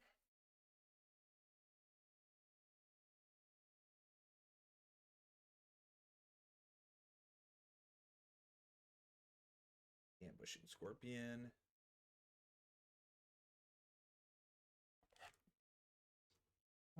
Let's see here. Oh, that's our 4th Underground Giant.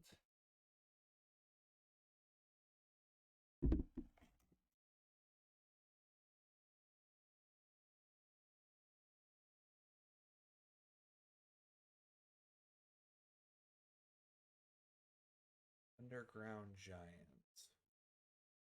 Underground Giant. There we go.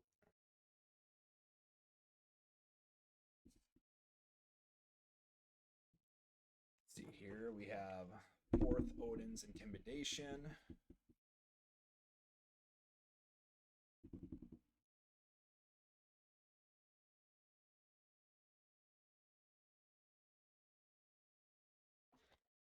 We already have Hell Beast. We already have that. Don't have all the magic, these magic stones. And then Light Mage of Ma'at.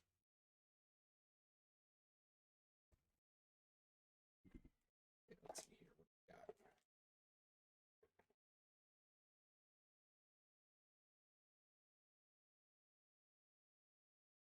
All right, reverse order this time. We'll go going right to left. Now we're going left to right. Now we're going right to left. just to finish off the last 8 packs of this set rotation. We already have you. Already have you. We already have you. That is now a full play set of you. So now another full play set.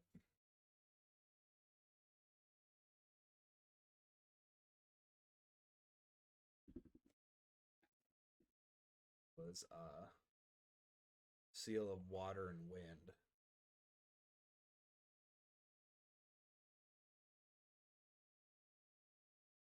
Seal of Wind and Water, excuse me. Ooh. Oh, we got Odin's Gloom, which we already have a full playset of.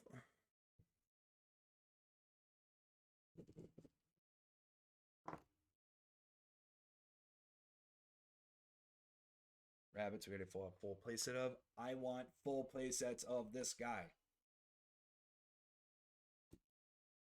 Full playsets of this guy. Oh, that's awesome. Yeah, just the flying. Flying is just so good. Because if you don't have a response to flying, you don't have a response to flying. You can attack, you just can't get blocked. Or if you don't have flying, you can't block, but you can still attack. But flying, you can't block flying creatures. All right, ambush scorpion. We have that. We have that. We have that as well. We have him as well. Ninja of Silence. That is a full playset now. We'll hide that real quick. Ninja of Silence. Ninja of Silence.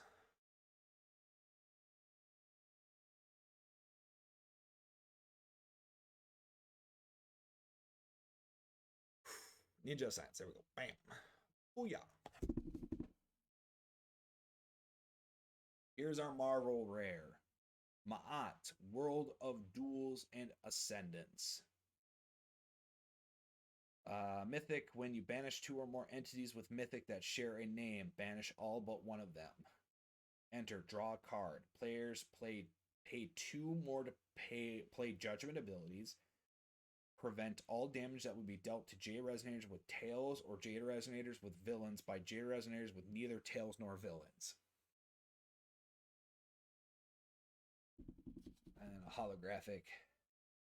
Yeah.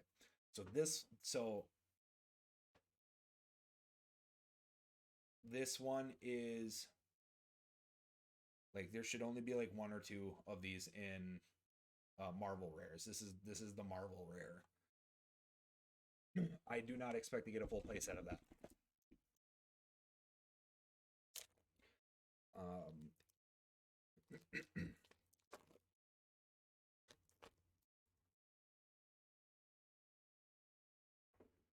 Almost done. Wind Moon, we have a full playset of that now.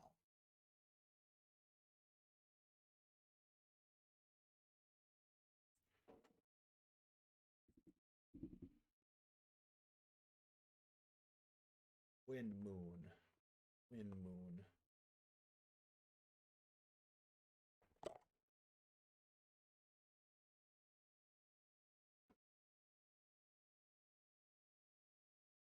Mass Giant of Trickery, we have a full playset of now.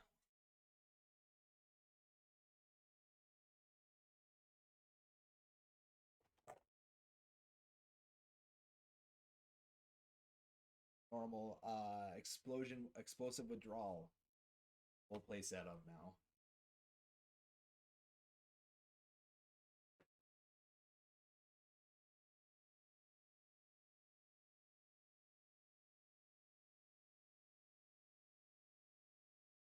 Oh, our other Marvel rare was Red Riding Hood Crimson Wolf. Okay, so we're done with Marvel rares now. Oh right, Explosive Withdrawal.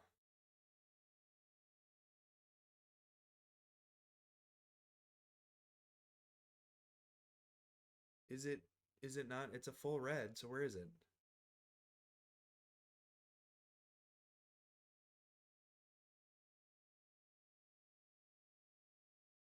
Oh, here we go.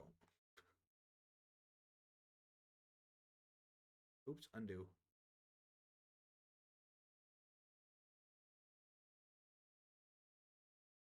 There we go. All right. Repeating Faith Revival. Gale of the Moon. Loki's Deception, which we don't have a full playset of. Bam. And this means war. Put that off to the side. Those off to that side.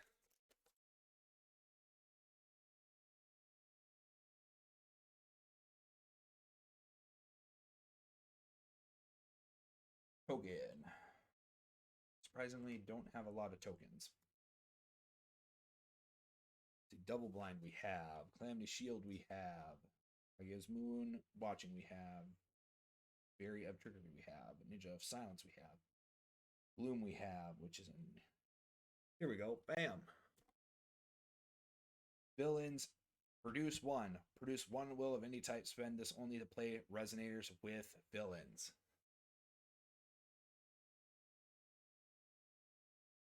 Ooh, Kadaro, Ninja of Silence. That is our holographic rare. Tails quick. Cast. This card gains 200, 200 for each moon you control. Revolution. Enter. Choose one. Destroy all additions your opponent controls. Or you can choose target player cannot play chance until end of turn.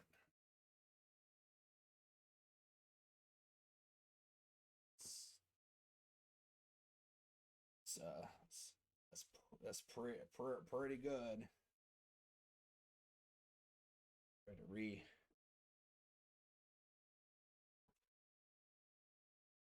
and some stuff off to the side. Some whatever.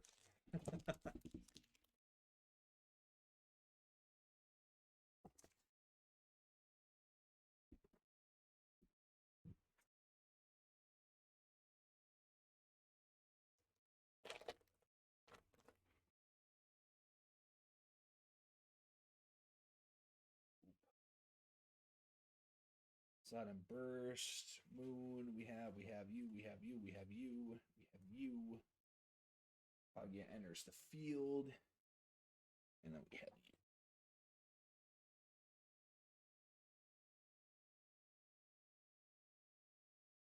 All right, last pack. I would have popped off a little bit more if I had known this was the Marvel rare. And then I would have also popped off a little bit more if this was the Marvel rare. If I also wasn't like trying to look for the Marvel rares. Obviously, I'm going to get some, but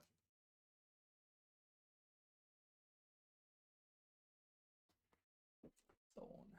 Ooh, will card. Explosion we have. Ma'at. Or, yeah, Spirit of Ma'at we have. Seal Wind we have. We have you. We have you. We have you. Ninja of blah, blah, blah. And then Loki's Strategy. Nice.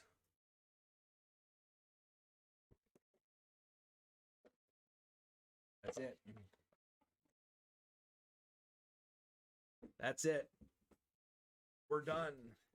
We're donezies forever and ever and ever and ever and ever. Don't mind me, and ever and ever. But wait, there's more. Although I don't have. I mean, we're already going on 3 hours and 45 minutes. I don't know if we want to do all that, but I know all of these have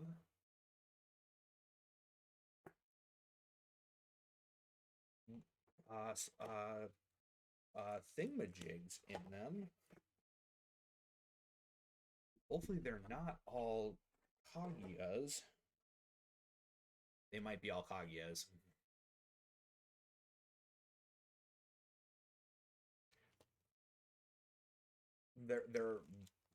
They're all Kaguyas. So I have Kaguya special promotion Kaguyas. Enter the game of gods. So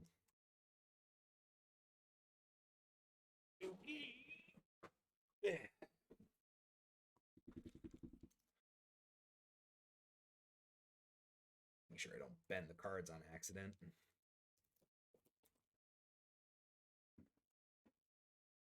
Hey, so we're gonna grab these guys real quick, and we're just gonna go boop. We're gonna put you boop in there. Sorry, we'll just have five. We'll just have five. This like technically a collector's playset is playset plus one. So you know, we'll do what we can. We'll do what we can. You got to put it in the binder. You put it in the binder. You got 5 in the binder, 4 to pull out to play with, and then 1 to keep as a placeholder in the binder.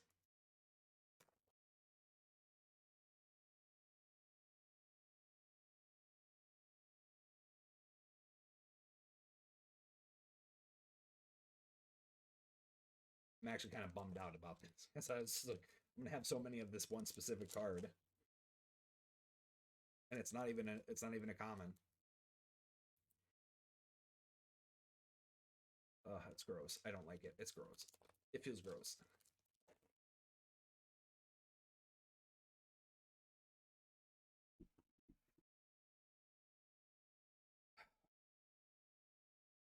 I mean, just look at that art. It's so good. Why would you not play with this? Well, actually, I know why you wouldn't play with it, but we can actually just oh, so green. Pagya enters the game of gods. We just bloop.